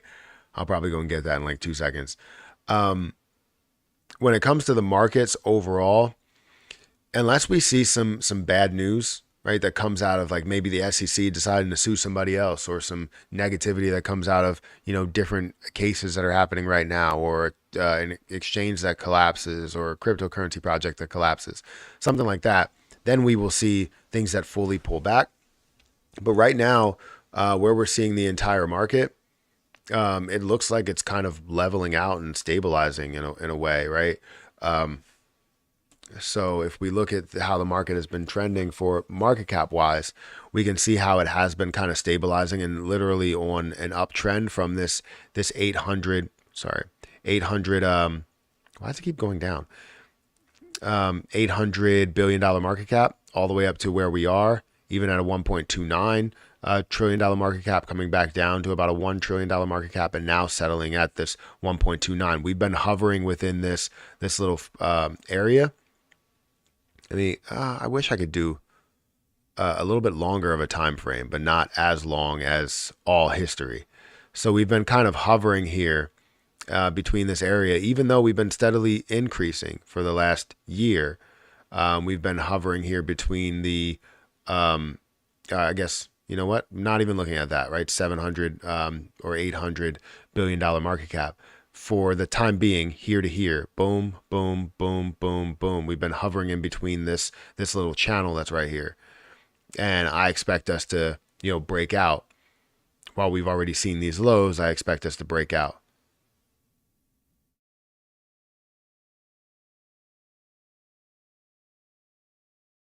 Morning OJ is the way to go. Absolutely. It's the weather. I don't know. Last week here in Ohio was really warm, and then this morning cold. It's like 2 to 4 inches of snow. 2 to 4 inches of snow. We haven't gotten snow yet in Pennsylvania, and I don't think we will for a while. But it has been cold. Yesterday was cold as we were walking around with Harper and Hayden in their dresses for trick or treating. You know what was funny? That I had a laugh, and Erica was laughing as well. So we got Hayden and Harper dressed in their dresses for Halloween, and they went trick or treating and everything. And as we left, we were like, all right, let's go. Erica was like, you got your keys? I was like, yeah, I got my keys and everything. So then we walked out. And first of all, the worst thing possible happened as we put the candy out. We put candy out so that people could take 2 pieces. You know what happens next, right? They took all the candy. Literally, the first 4 people that came there just started grabbing it. I could see it on the camera, and I was like, "What in the world are you guys doing? It clearly says take 2 pieces." And they were trying to block the camera, like they put their body in front of it, and they were just taking all the candy. And I was like, well, I guess we can't do that anymore. Like, there are just some people that just ruin it. So then we went outside, we started walking, and we were like, all right, let's go to this first house. We went to the first house, and Hayden's feet sounded definitely very silent. It was silent to where we were like, Hayden, what shoes are you wearing? And she picks up her dress, because her dress goes down on the floor. She picks up her dress, and she has just her socks on. And I'm like, what happened to your shoes? She was like, I took them off. I was like, what are you doing? So yeah, it was definitely hilarious, because I had to go back and get her shoes. And then I had Emmy upstairs, because trick-or-treaters were knocking at the door, and she was getting like riled up, and she would also like eat anything that's on the table, which we left our Chick-fil-A that was out. And then then I walk upstairs because I had to get her shoes, and Emmy dumps on the floor upstairs. Like, I was like, what are you doing? Like, how many things do I have to fix? So then Hayden's outside for like maybe 4 minutes without shoes on, because I have to clean up Emmy's poop that's on the, thank you for following, that's on the floor upstairs. And I was like, yeah, this is just too much. I was like, this day needs to end at this point. But yeah, we ended up getting the shoes back on. We had a good day trick-or-treating and everything, and it was fun. But it was just hilarious to see that Hayden's feet were just super silent. Hey, that Chick-fil-A be hitting, right, though? I mean, I would rather have Popeyes, but we went to Chick-fil-A because it was Erica's birthday. She chooses what she wants. Her birthday is on Halloween, so it's like it's very difficult to go out and eat somewhere if we wanted to go, but she picks what she wants, so she likes Chick-fil-A. I'm gonna catch you next time, Matt. Yeah, I'll catch you later. Thank you for being here. I appreciate it. That made me laugh so hard. I hurt myself. Well, I appreciate that. I thought it was hilarious when we were outside. I was like, your feet are silent. What are you wearing? And she just had her socks, and she was like, trick or treat. I was like, how are your feet not cold? Like, what do you? I was like, we have to go get shoes. And then she was like, no, I don't want shoes. And I don't know. But it was funny. But yeah, if we look at the cryptocurrency market, like, it's been kind of bouncing off of these levels. So $1 trillion market cap, 1.25, 1 trillion, 1.25, 1 trillion back up to and over 1.25, currently at 1.27. So sound like you got a lot of tricks yesterday instead of treats. Seems that way, yeah. We definitely had a spider. We had it was a mechanical spider that someone had that I haven't jumped being scared of anything in probably like since I was like 15. Like I don't really remember the last time I actually jumped being scared of something. And this spider came out of nowhere where and she knew what it was doing because it only goes as you're leaving. So not as you go in, it just it jumps at you as you're leaving. And it jumped at us and I jumped back. So scared the hell out of me. I've never had that happen. I've had situations where I felt like my heart skipped a beat in a way, but never something that actually made me fully jump back. Like I got like super scared. I was like, I didn't protect the kids at all. That spider would have done some damage. Does Trey still stream? I don't think he does. I think he's into like fitness right now. I haven't seen like he's still on X, or it was Twitter, but he's still on X, and I think he's doing like a lot of like fitness stuff, which honestly is good. I think he has like some health problems. I haven't talked to him since, it must have been like at least 2 years.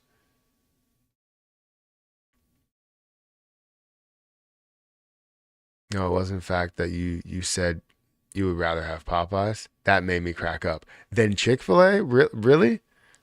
I mean, okay, well, that wasn't really meant to be funny. But I would rather have Popeyes. I mean, you get full pieces of chicken. Like you don't get just sandwiches. Like you get chicken. Like you can like on the bone.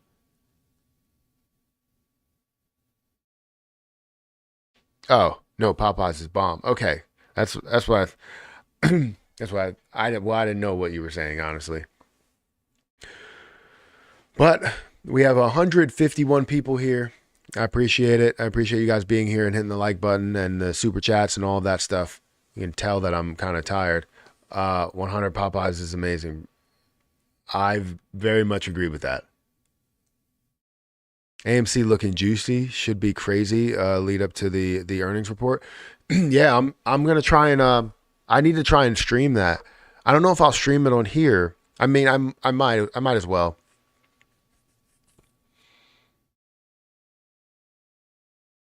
Yeah, I might as well do that. That's on October.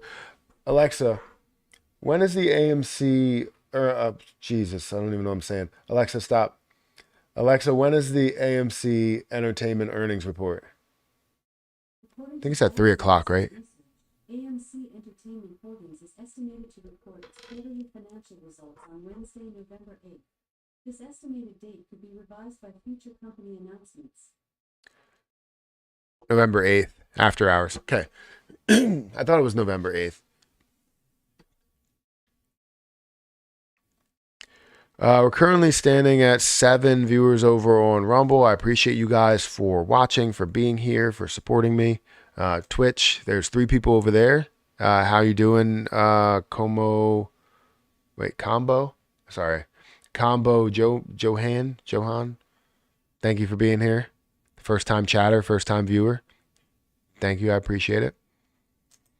Also, Captain Crypto, good morning. Choosing between XLM and Algorand, which one do you think is the best pick? Algorand's at a way lower price, or a way lower market cap. So I would probably say Algorand. But I haven't had much luck with Algorand. I made money off of Algorand initially, and then I ended up losing money as time went on with Algorand. And, I took that initial investment, threw the money into there. So technically, I should have still made money from it. But overall, if I look at the last year and a half, 2 years, I've lost everything that was pretty much there. So I haven't really had much luck with Algorand and the growth that you expect from it. But then again, everything in the crypto market wasn't really flowing that well. It's just I think Algorand doesn't really seem like it's doing big things, or it has been doing big things. XLM though is at a way higher market cap. So how much potential do you believe that it really has as you see it at that higher market cap? So I don't know. It's difficult to choose. It depends on what you're looking for, whether it's long term or short term. Because both of those could technically be long term, but I would probably see XLM as more of a longer term play than anything. Good morning, Matt. Have you given up on Kick? Just wondering, should I stick with it to YouTube? So I haven't given up on Kick. I'm still on Kick. But if you want to go to YouTube, you can. If you want to go to Rumble, you can. I feel like with Kick, it's kind of similar to Twitch, where I stream on Twitch, and if you want to watch on Twitch, you can, but it's not something that has. Wait, did we just get Straight Edge subscribed for 3 months? That was 20 hours ago. Thank you for subscribing. If you're still here, Straight Edge. I don't know if you're watching, but I appreciate it. But it's similar to like what's happening with like Twitch. Like I have 960 followers on Twitch, but you don't really get as many viewers over there. You do get notifications better on Kick. It's just the amount of people that are over on this platform are not as much, especially the people that listen to like investment content and stuff like that, investment streams. So I stream on all of them just to adhere to what you guys like. But I would say I want to stick to the main sources as being Rumble and being YouTube, because they're kind of one and the same. Like they're both not only streaming platforms, but also video platforms, to where I can post videos as well as streams and, gain revenue from both sides of those things, as well as have more of a like an SEO platform, one that's based on searchability rather than just like bringing people over. Because Twitch is, you're not going to search for anybody on Twitch. Like there's a lot of people that don't search for it. They just get what's on the front of their page, or they're already subscribed to something and they get what they get. But it seems like X, YouTube and Rumble are those ones that have like that SEO side of it. Matt, where did you get that triangle? Wait, this? That's on your desk? So the swinging sticks? I have it in my Amazon store. My link is should be down below. I don't know if it's down below on Rumble. I'm pretty sure it's not. But I do have an Amazon store where I have anything that's in my studio. Actually, not anything. I should probably put like computers and monitors and stuff like that.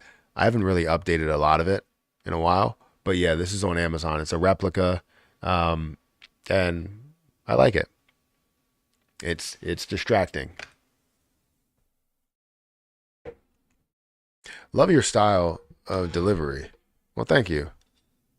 I appreciate that. Are you saying that I look like a UPS worker or something in this, or is that what you're saying? Like I work at the UPS store?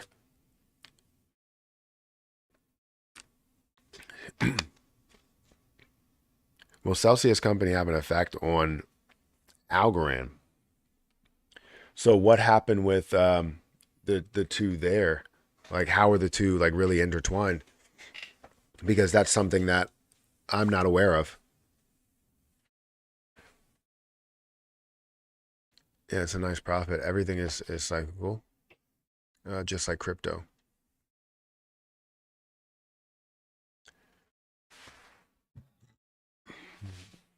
Uh, you're joking, right? I got out of the play 2 years ago. Got in at $6 and sold at 55. What are you talking about?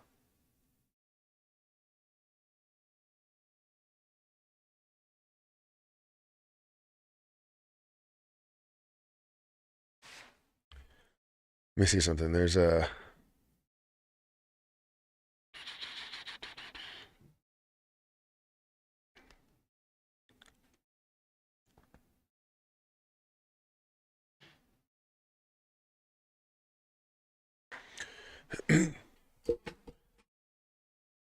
All right.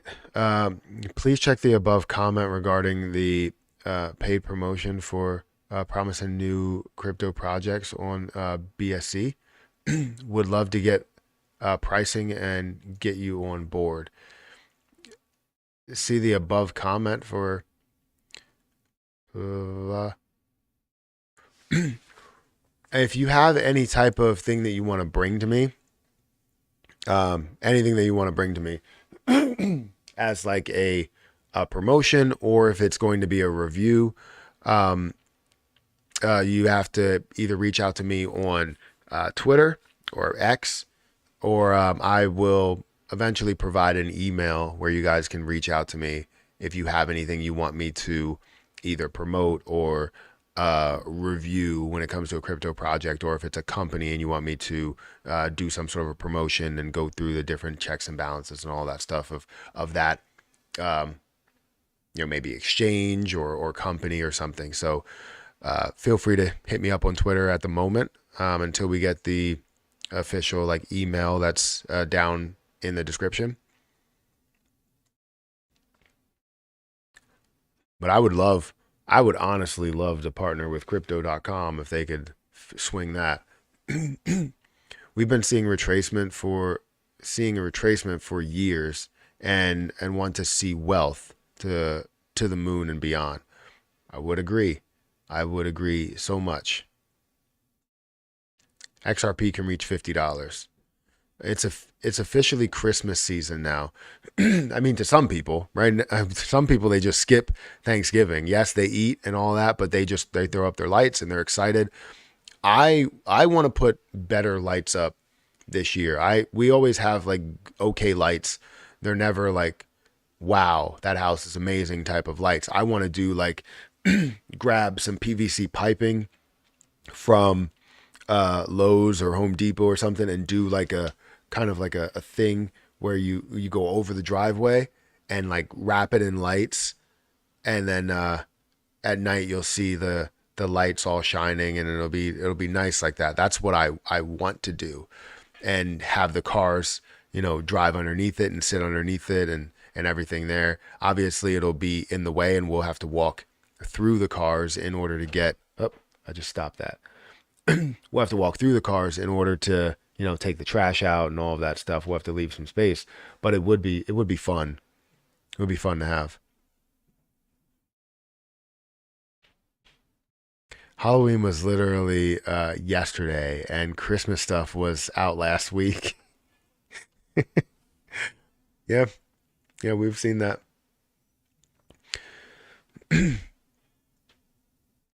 Tweeted you the other day about XRP burns.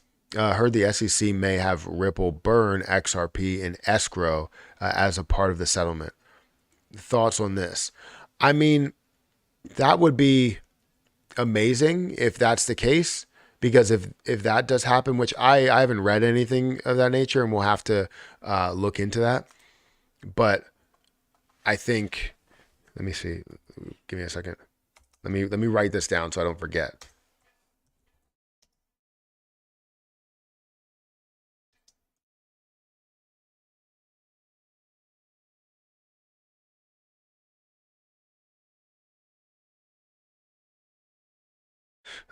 So that would be huge for XRP holders, because then it takes away from it fully takes away from the overall dilution that you could potentially have. Sorry, I lost my train of thought as I start to look at things. That's what happened.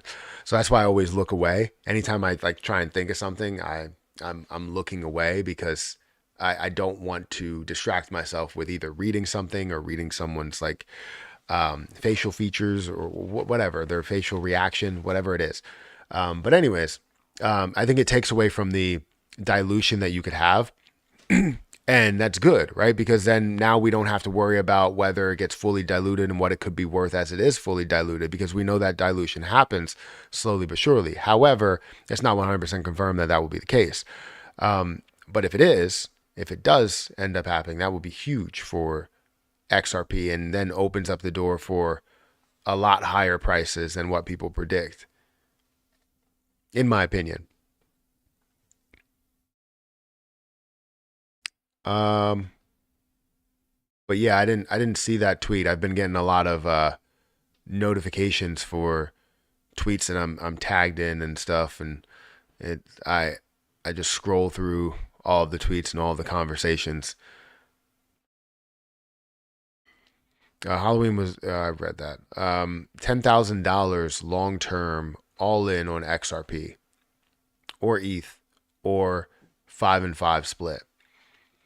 Um, so honestly, I I wouldn't say just go all in on XRP. I would say diversify it. The splitting is always the right way to do it because seeing Ethereum at an $1,800 price is still fantastic. When I bought Ethereum before and I held Ethereum for a while, it was at a $1,200 price.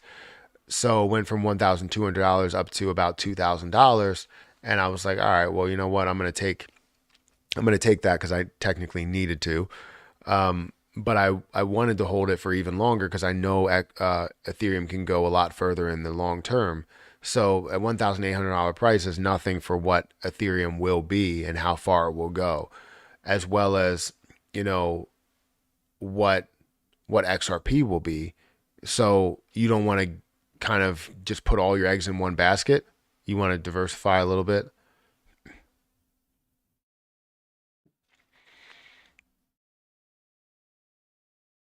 If you don't invest in XRP, then people must not like to make money. ETH is better than XRP. Buy ETH. I think both of them are great. I do like ETH a lot. I feel like it has stability, and the fact that you're going to have, traditionalists really invest in ETH as well as what ETH can be. I'm not saying ETH is that now, but what ETH can be is definitely eye opening. Out of curiosity, did you buy any of this Lucky's coin since it was a paid advertisement? Did they did they talk to you about getting on another exchange? So just to give you a clarification on that, I am in talks and we're in the process of completely completing a deal for like a partnership. I've been thinking about projects that are like in their starting stages. And a lot of times I will invest in something that already has like the popularity or be a part of that already has the popularity. And it's interesting to me because those projects just always think that they're too good for any type of help. And those projects tend to have the wrong mind, right? The wrong frame of mind. And it bothers me, not all of them, but definitely some of them, or most of them will think that way. They're like, oh, we reached millions of dollars worth of market cap. We're better than you. We don't really need you, even though they reached out to me and said, hey, can we not only do a review, but be a partnership or be an ambassador and all these other things. And I'm like, well, most of them, a lot of them I turned down. So I looked at this and I was like, it's safe. It has security, a 100% score on Token Sniffer, which doesn't mean that it's 100% away from any type of danger, because you obviously have malicious people that are out there, the investors, rather than the actual company. But it's great to see it not kind of on the company to be that malicious, actor, and see the company being the safe, bet. So it definitely interests me, especially with a lower market cap. So we're ironing through some details, but yes, it may end up getting to a point where we actually have a full like partnership there. That was just a paid review, but we may end up having a bunch of different, maybe like 4 or 5 videos that we do in the next couple of months to talk about this and see what the potential is and see the different exchanges that they get offered on and what they're really listening to, because their ears are open way more than any other project that has tried to listen to me. Other projects have just went one in one ear and out the other.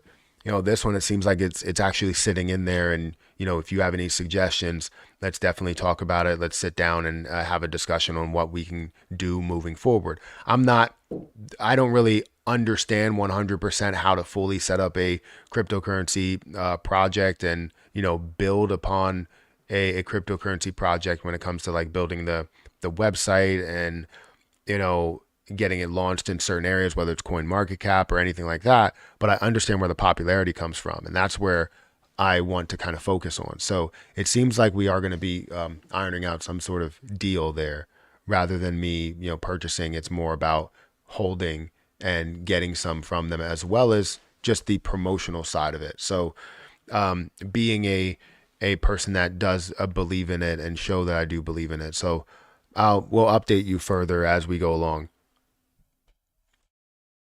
Nobody talks about Yearn Finance. The position that, what is it, YFI? YFI. YFI and YFI 2. Yeah, or YFII. Yeah, it's currently at $5,000, $5,500, and there's only, 33,000 that's out there, 36 total, but 33,000 that's out there. We've seen this at a high price. Let's go back down to, actually, let me open up the screen. We've seen this at a high price of $93,000.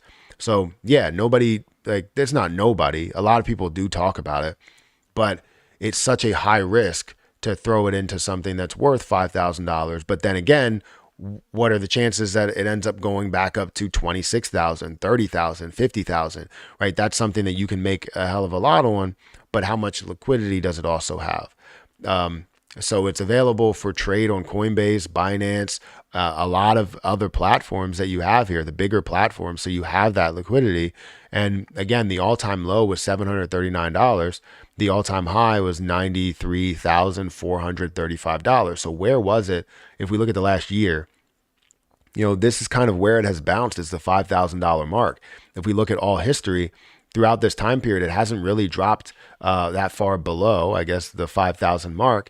But you've seen this up as high as 98, what was it, 98,000, $93,000. And it's hovered around 29, 30 for a while. So you putting $5,000 in there could be a chance that you make a decent amount. Yearn's own creator said he didn't understand why people would invest in Yearn. Same thing goes for a lot of other positions, right? Why would people jump to invest in Doge? And it seems like it's just because of the amount that people can make, or would invest in SHIB is because of the amount that people can make with it.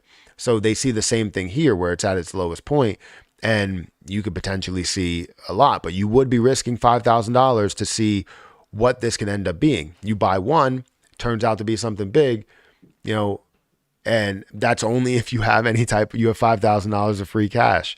But I mean, that's totally up to you. I'm not telling you that this is the best play possible. This is a risky play, in my opinion, but it could be something that really does work out for you in the end. Could be. That's the key word, is could. You think Celsius could go back to the all-time high after Steve takeover? Honestly, I haven't looked into Celsius, so I'll probably say no, but you can take a look at it.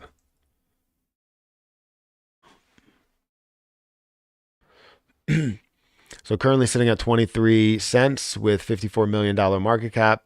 The highest point that we saw this at was an $8 price, $8.10 price.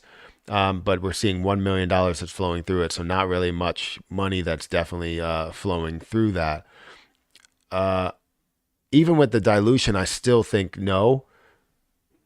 Or sorry, not even. So with the dilution, I think no, because there's potential dilution that's here. I'm just going to say that it's probably not going to go back to some of these all-time highs. However, you can find an investment in anything. You can make money in absolutely anything. You just have to find the right time. You don't talk about Lunatics token anymore. What's going on with it? So if you haven't heard of what has happened with Lunatics token, it's not.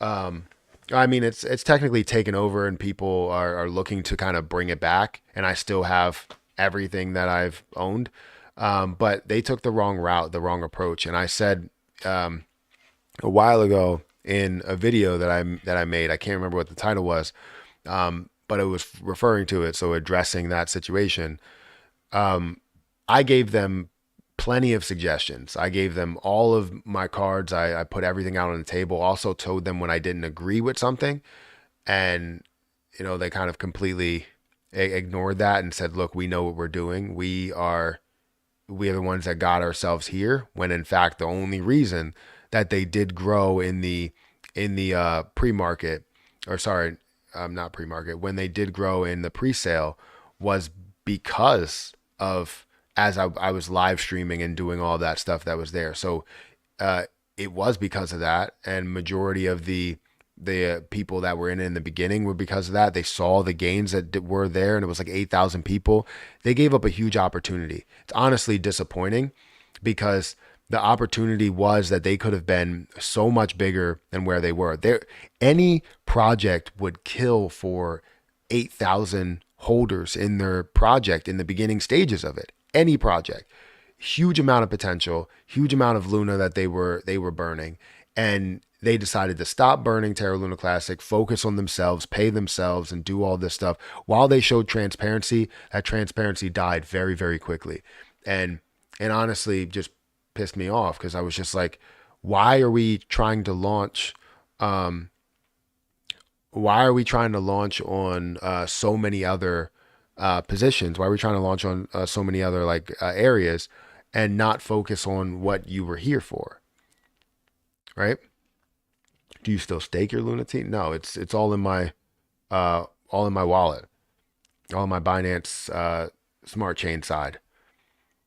So it's still over there. I don't know what they're doing with it, and I'm hopeful that they'll find a way to do that.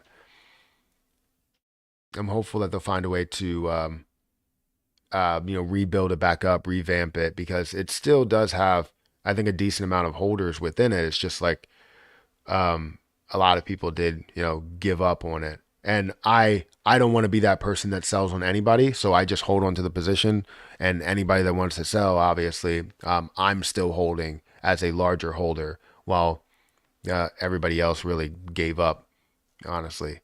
So I hope they find a way to come back from this. Huge loss amount on Luna. Wait, I lost a huge amount on Luna. It took me a long time to admit it.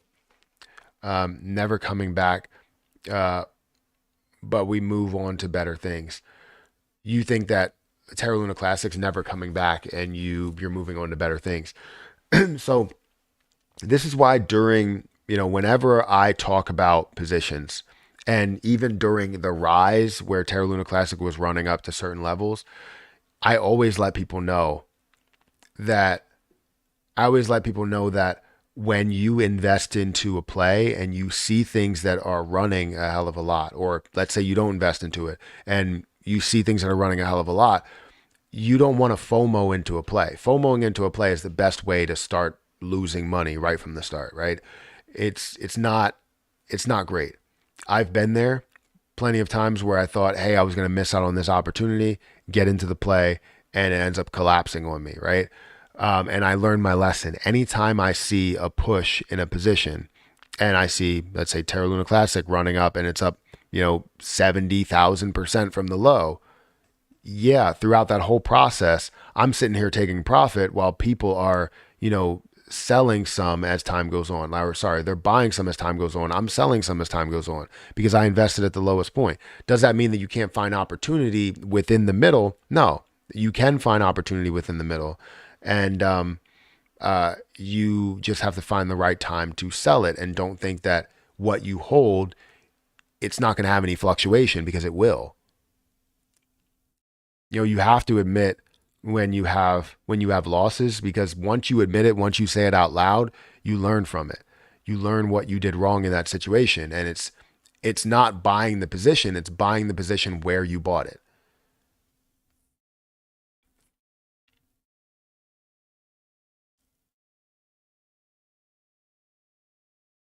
You need to pull out of an exchange a safe account, one word of a phrase never written down, never once.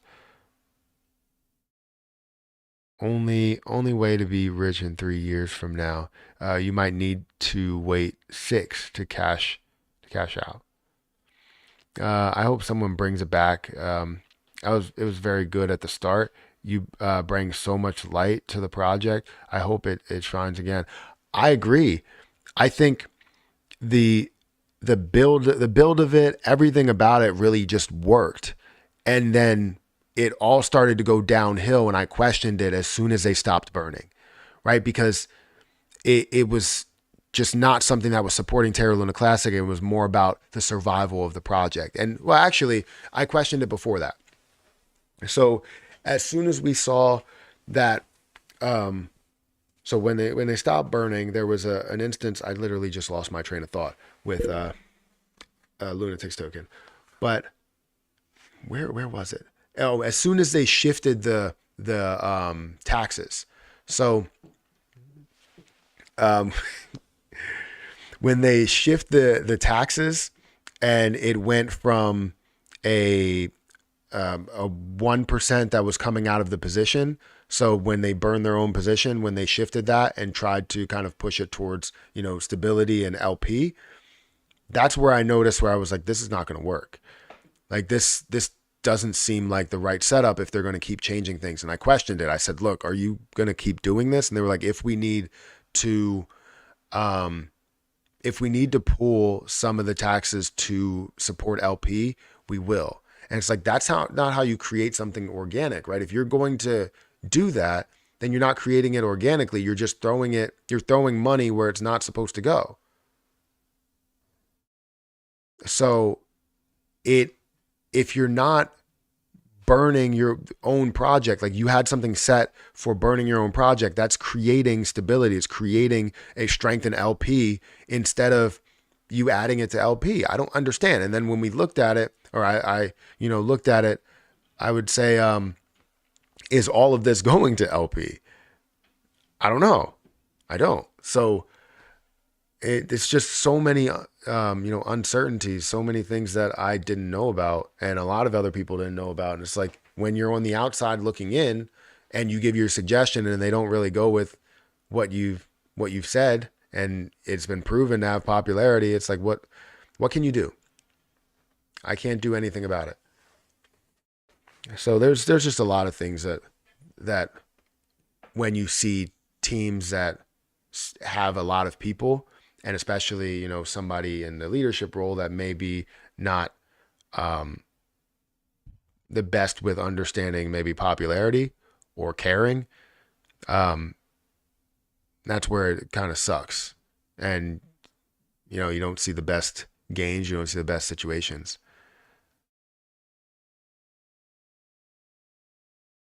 I question any coin that burns itself. It's not sustainable. No, it is sustainable. It's just, I think you have to remain consistent. Consistency is key in anything that you do. On YouTube, working, right? If you work at a job and then you show up at 9 o'clock one day and show up 8 o'clock the other day and show up at 10 o'clock the next day, they're going to be pissed at you. Consistency is key. No matter what time you show up, it's got to be consistent, right? If you say, I'm going to show up at 10 o'clock every day, and you work 8 hours from there or whatever, then you do that. And that is consistent, right? If the time frame obviously has a set time frame, then you do that.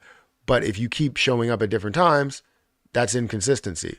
If you are not investing on a consistent basis, it's not going to be proven to work, right? The method to where you're investing $20 a day into a Roth IRA or into a fund, it won't work if you are skipping some days, right? If you're investing $20 here, $20 there, $20 2 months from now, it's not going to work the same way that it works for somebody else. Consistency is key.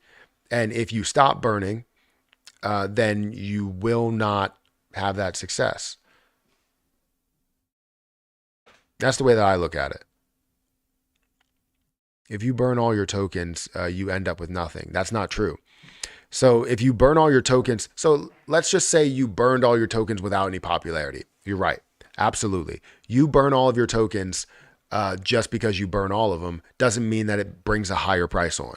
That's why I never understood why people burn before the launch actually happens, right? So what they'll do is they'll go, we have a pre-sale, and they have that pre-sale and have 100 million coins, and then they'll burn 50 million coins right when it launches. what is the purpose of that? If you burn as it launches, well, you don't want to hold 50 million coins in one wallet, or 50% of the supply in one wallet, because then it pushes people away. But if you have a slow burn of what's in escrow, that could work a lot better than burning all of it right up front.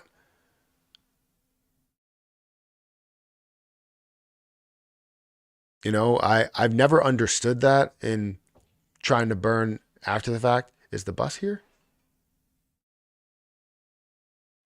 Let's see if Harper's getting on the bus. Give me a second.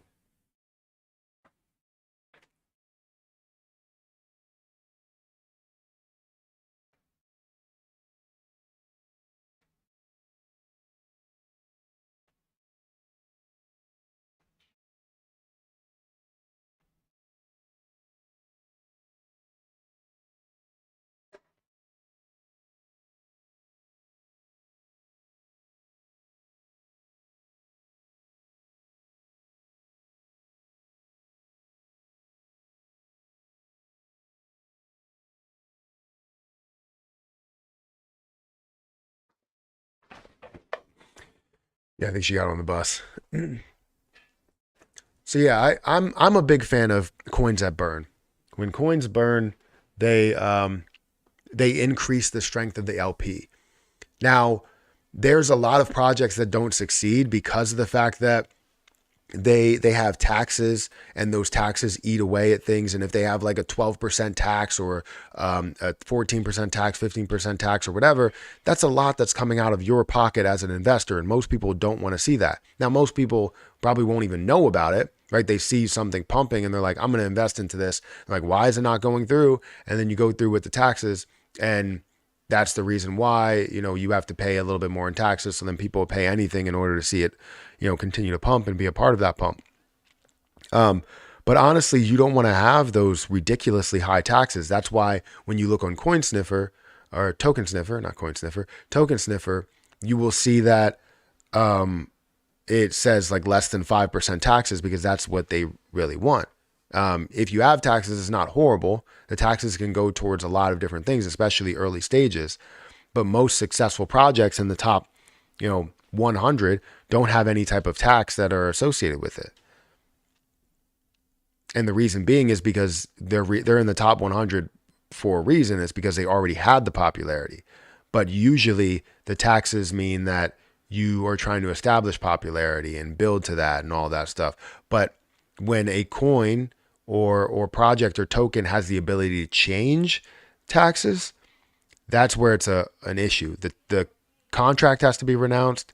The taxes have to be, set in stone and lower, and it has to go towards ways that it can improve the overall position, whether it's burning to increase LP or addition to LP.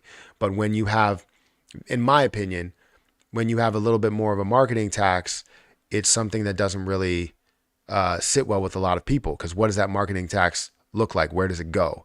And what it seems like is, in most cases, the marketing tax will go to the creator, the team, and then they'll split it amongst them as we see things that are pumped, and then use like 1% of it to go towards whatever you're looking to launch on. So it's tough. Dude, I'm not hating. Hold a decent amount of XRP. We can't break 60 cents yet. It's going to take a little bit.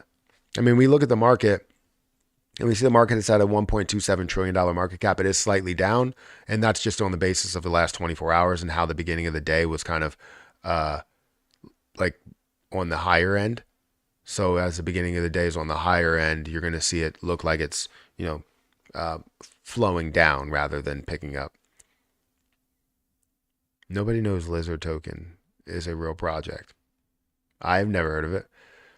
This coin cannot get above $5, man. It's basically math, or it's basic math. I understand that. And I don't know why you see it as that, as basic math, why you think it's stuck at a $250 billion market cap, or why you think it's stuck at the max market cap, I guess, of 500 billion. I understand where you're coming from, However,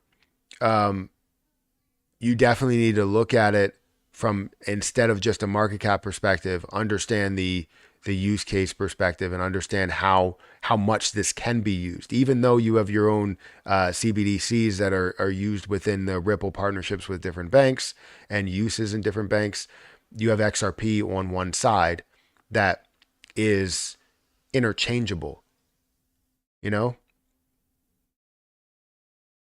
Keyword is yet. So is $1,000 enough? $1,000 is enough to make a decent amount, and also, or sorry, 1,000, not dollars, 1,000 coins is enough to do some damage, right? To give yourself, a decent return, and also, if you wanted to, set yourself up for what the future could be, right? It's all about what it could be in the end. And honestly, it is unknown. As many different predictions say, it's unknown if we're going to see, it hit $1,000 or hit, $10,000 or $50,000, like some people say. It's honestly laughable when you see that. But then again, people have laughed at so many other situations that have come to be true, like Bitcoin or cryptocurrency even being something that, is as popular, as usable, as investable as it is now. People laughed at the internet, and look where we are now. I mean, we're literally on the internet right now, live streaming to you. And YouTube gets more views than cable TV.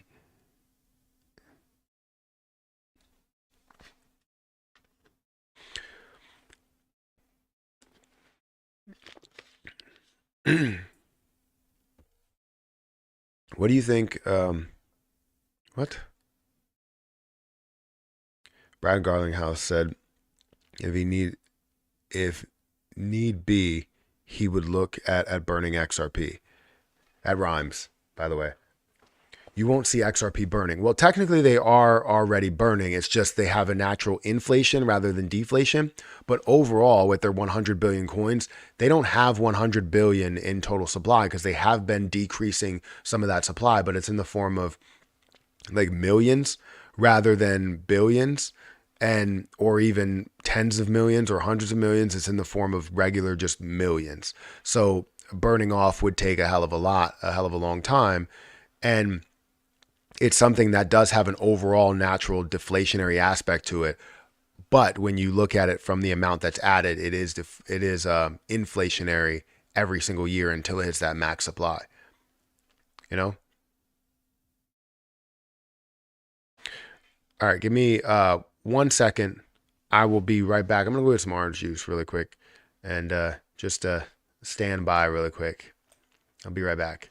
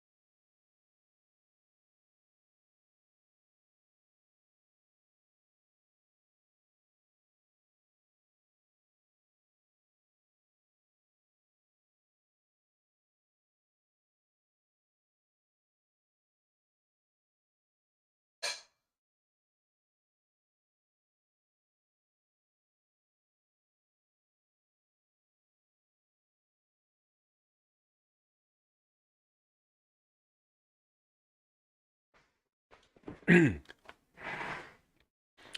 right. I got my morning orange juice here.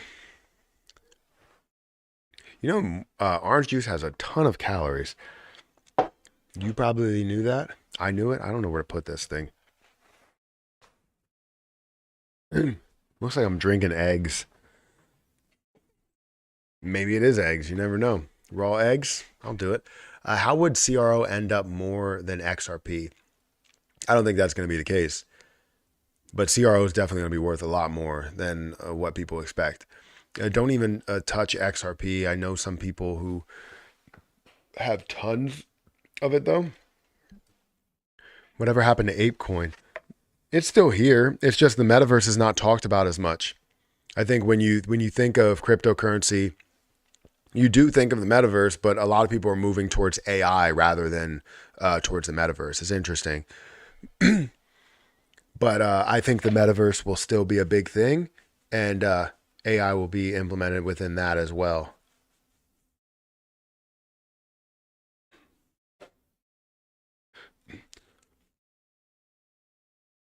What are your opinion of these so-called glitches that keep happening with XRP? I don't pay attention to those a lot. So when I don't know if it's the same deal where we saw with AMC and a lot of other things, like where you see these larger price spikes out of nowhere, and it looks like it's like a glitch in the system. And I don't really pay attention to those. I know there's a bunch of like conspiracy theories around those things, but I don't know if that's really what you're talking about.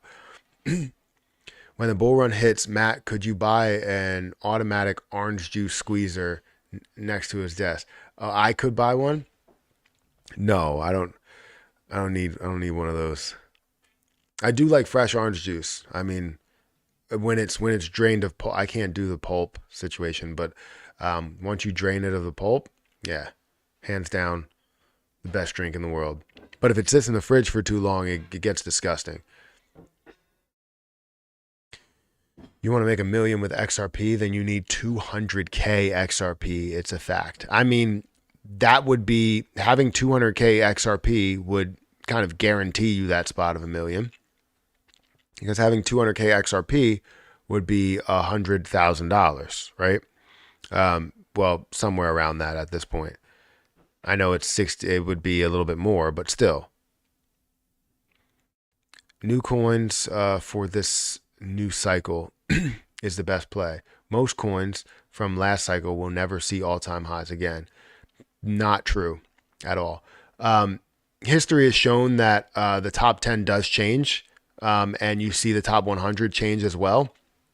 A lot of things that may flow in and out of the top 100, but it doesn't mean that they are not seeing some of those prices. If you look at a lot of the things that are even outside of the top 100 or even 200, you could see those positions that have seen a significant increase. It's just others have had more of a significant increase than those have had. So you'll see all-time highs and you'll see a break of those all-time highs, but those all-time highs mean nothing compared to something that now, instead of being in that spot, that previous spot that was at a $10 billion market cap, now the previous 25, top 25 spot and is at, a 20 or $50 billion market cap. So it's nowhere near that 25 spot by market cap.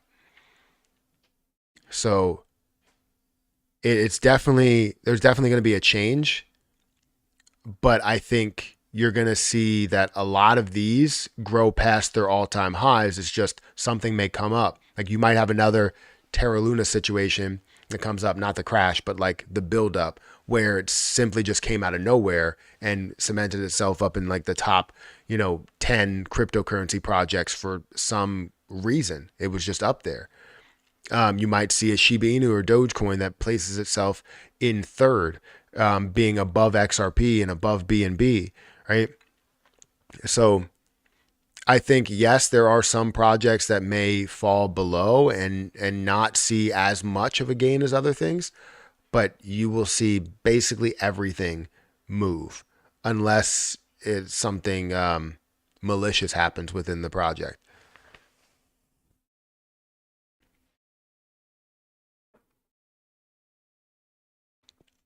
You know what I mean? And I mean, that's just my opinion, but um, I want to try and back it up with fact in the best way possible. Guys, we have 143 people here, and we have 263 likes. I don't know how close you can get me to getting to 300 likes, but I would love to get to 300 likes. So hit that like button. It does help out the channel, helps out growth and all that stuff. I think Web3 will be big in the next bull run. Absolutely. If you think this about XRP, I don't think you know what it actually is. Equals nature lover. What are we talking about?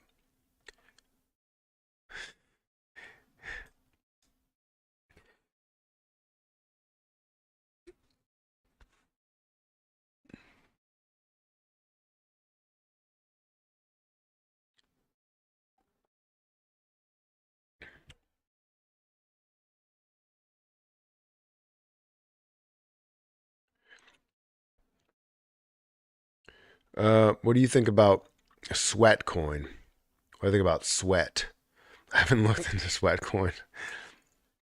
I don't know what it is. I'm going to look it up really quick, but again, I don't want to sit here and bring up a coin that's at a super low market cap or anything and can benefit from any type of review that it does have. I mean, you see $1 million into the position. This is sweat economy. That's not right. Maybe it is sweat. Sweat. I mean, it is. Is it sweat economy? I don't care for sweat coin, but it's been around for a while. I'm so cold.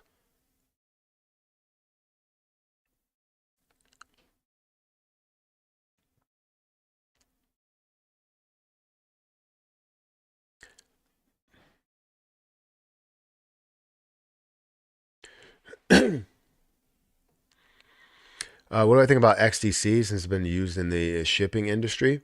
I mean, that's fantastic, and I think the use case side of cryptocurrency will be a big deal. So, however it can be used, and also what it's tied to remain popular, will be fantastic. The issue that you may deal with is, you always have like competition between projects. But if you have something that's popular that's tied to the movement of a popular position like XRP or XLM, right? That's where you have that use case that now puts itself above any other project that may be used in that same nature, right? So Matt's got some bad news. Wait, Matt got some bad news. I didn't win the mega last night. Wait, did I? I didn't live stream last night. I didn't do anything last night. Let me check. Let me bring this. Now you know where my tickets are. I always keep my ticket here. I don't know what the numbers are. Let me check the numbers. I have to make a video about it actually, because I haven't made a video about this, and I'm going to be making a video on the reaction channel. So no, doesn't look like it. Let me bring up my lottery file to show you. Well, no, I'm not going to show you guys, but I'll definitely put it on the reaction channel. That is some bad news. I mean, I could probably just check it easily, but it's always a better deal just going through the standard process of checking it this way. 14. No, I just got to go to the side, or I could do a tab. Tab, yes. 35.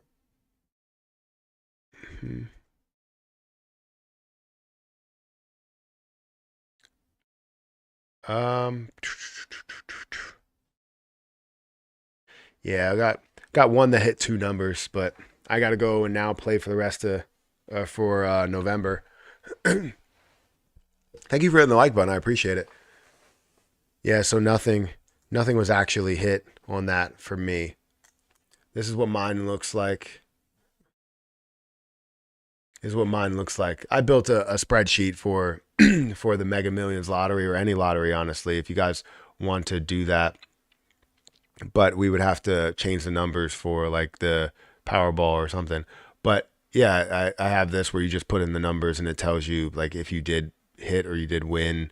And I want to go through and put like what the winnings are, and I wanted to do that live. It's just the probability for winning this is extremely low. It's just playing the statistical game and seeing how the statistics matter, and also having portions of that channel pay for what this is. So kind of a lottery pays for a lottery.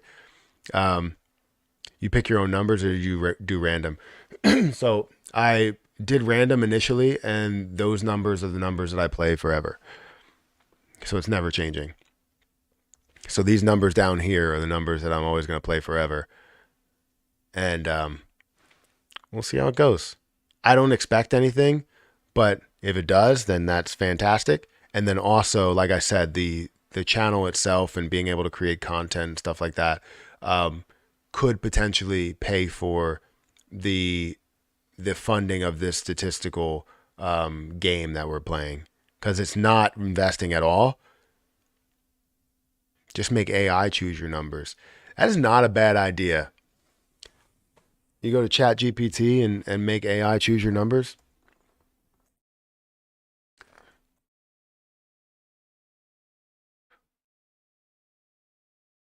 What are the most common lottery numbers? That's not a bad idea for a video, honestly.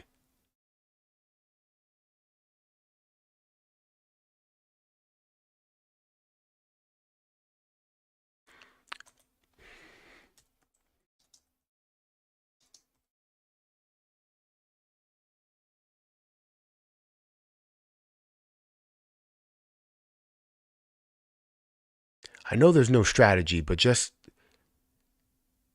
I want you to give me all the information. Don't do that. I want you to go on the internet and search for what the best numbers are, the most used. It's not giving me it. It's telling me some sort of generic thing, trying to protect itself. I'll figure it out. I'll crack the code, and I will do that.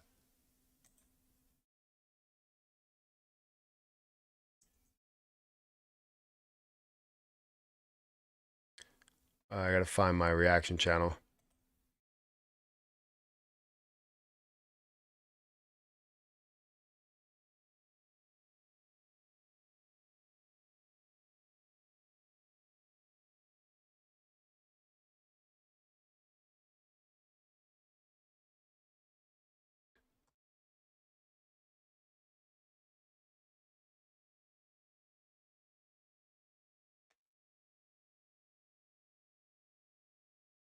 You should start a syndicate for lotteries all around the world. Would be would could be good. Would could be good. Um, Matt, I already played Chat GPT numbers. It doesn't work. You already play Chat GPT numbers. Yeah, but nobody puts it on YouTube. That's the thing. It's like just that title alone, I use Chat GPT to win the lottery. It's millions of views. Unless you're me, then it's gonna be like single digit views, seven, seven views.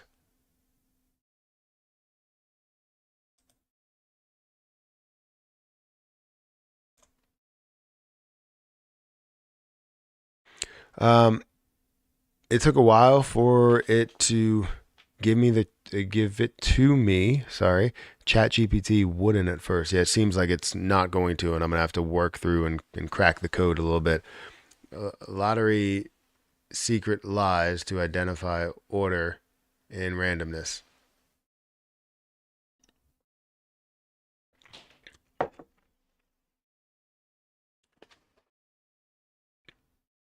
Wait, you're saying like a different website or something? I don't know. All right. So how many do we gain any other followers on Rumble? Anybody following me on Rumble? How many people are following me on Rumble? We got 100 and it looks like 14 people that are following me on Rumble. If you want to follow me on this platform, feel free to do so. You know, I upload a lot of the same content that I have over here, but eventually, you know, we'll be able to do something, you know, unique as we have different processes and doing stuff and different things to launch. But yeah, go ahead and follow me on that platform. Thank you for following on Rumble. How do I say your name? FNCK.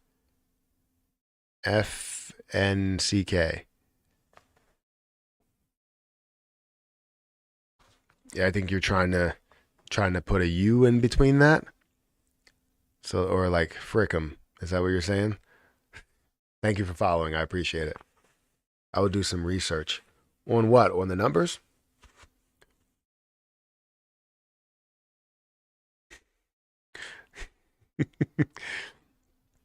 All right, so we got 149 people here.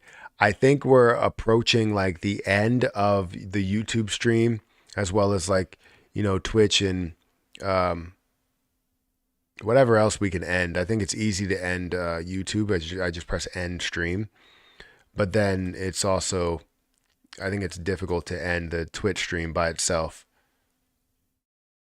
because it's still streaming through like a login. So maybe I can end it somehow. But I mean, there's not many viewers that are over there. It's like 2 people, so maybe I'll keep it live as we're going, as well as the 2 viewers that are over on Kick, because we do have 2 subscribers over there. So I would imagine one of them, or if not 2 of them, are both subscribers, meaning that they get, you know, the extra benefits of continuing the stream, as well as the Twitch viewers, and we have 2 subscribers over there as well. So as you are subscribers, you will be available for to continue this stream, or as you are viewers over here, you'll be able to continue this stream. We got 4 people that are over on Twitch, and I appreciate you guys for watching. I do. But I think for YouTube, we're getting to a point where we are about to head over to Rumble. What is Bumble? Is that like a dating site or something? We're gonna go over to Rumble, and I don't want to look that up. Is it something? Bumblebee. That's a movie. I don't know. Bumblebee.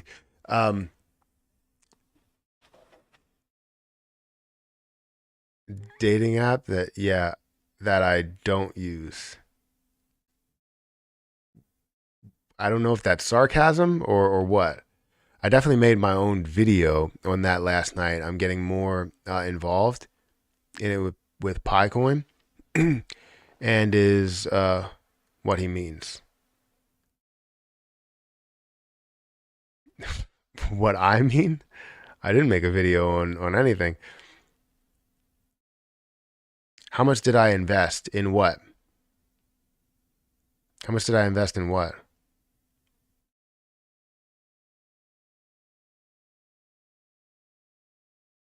Matt's been using some doggy dating site. Yeah, try and get Emmy a few dates. You know, we got to do that. But yeah, go over to Rumble, guys, and follow me on Rumble. I'm going to be live over there for probably another hour, honestly. So if you want to be a part of it over on Rumble, feel free to do so. What up, Matt from Texas? Thanks for everything, Matt. We'll get to the moon in our Lambos eventually. Yeah, my Lambo will be a RC car. That's what it will be. Because I'm not buying a real Lambo. There's no way that I'm spending the money on that. There's so many other places that money can go to. I don't care if I have $14 billion. I'm still not buying a Lambo.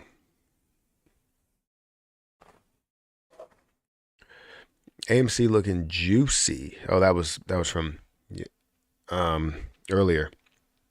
But yeah, if you want to follow me on Rumble, in like a few minutes, we're going to get off of here and we're going to go over to that platform. But I just want to check some things out, especially with Weeble. ZOM is up 10%, down 1% in the pre-market. AMC is slightly up 0.37% in the pre-market as well, but it was up 7% yesterday, so that's good to see. So yeah. GME, that was up 7% yesterday. So some good position, some good movement. But yeah, I think we're gonna head out of here. $14 billion. I'm sure you'll buy a Lambo. No, I'm pretty sure I can't even fit in a Lambo.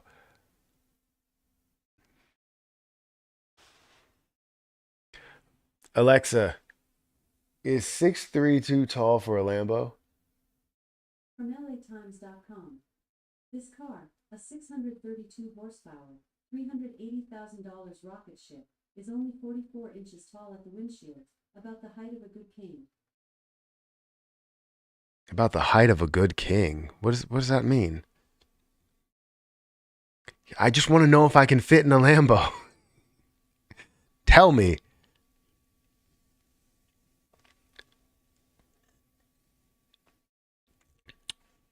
Yeah, I don't know if I could fit in a Lambo.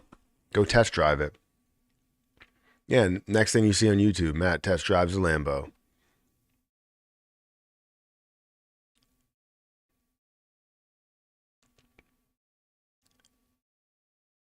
Nice, exciting. Yeah. I mean, the stock market's always exciting. Watching from China, keep plugging. Well, thank you for watching. I appreciate it. If you want to go and follow me over on Rumble, feel free to follow me on Rumble. I'm about to head over there right now. But I appreciate all of the people on YouTube that have shown their support.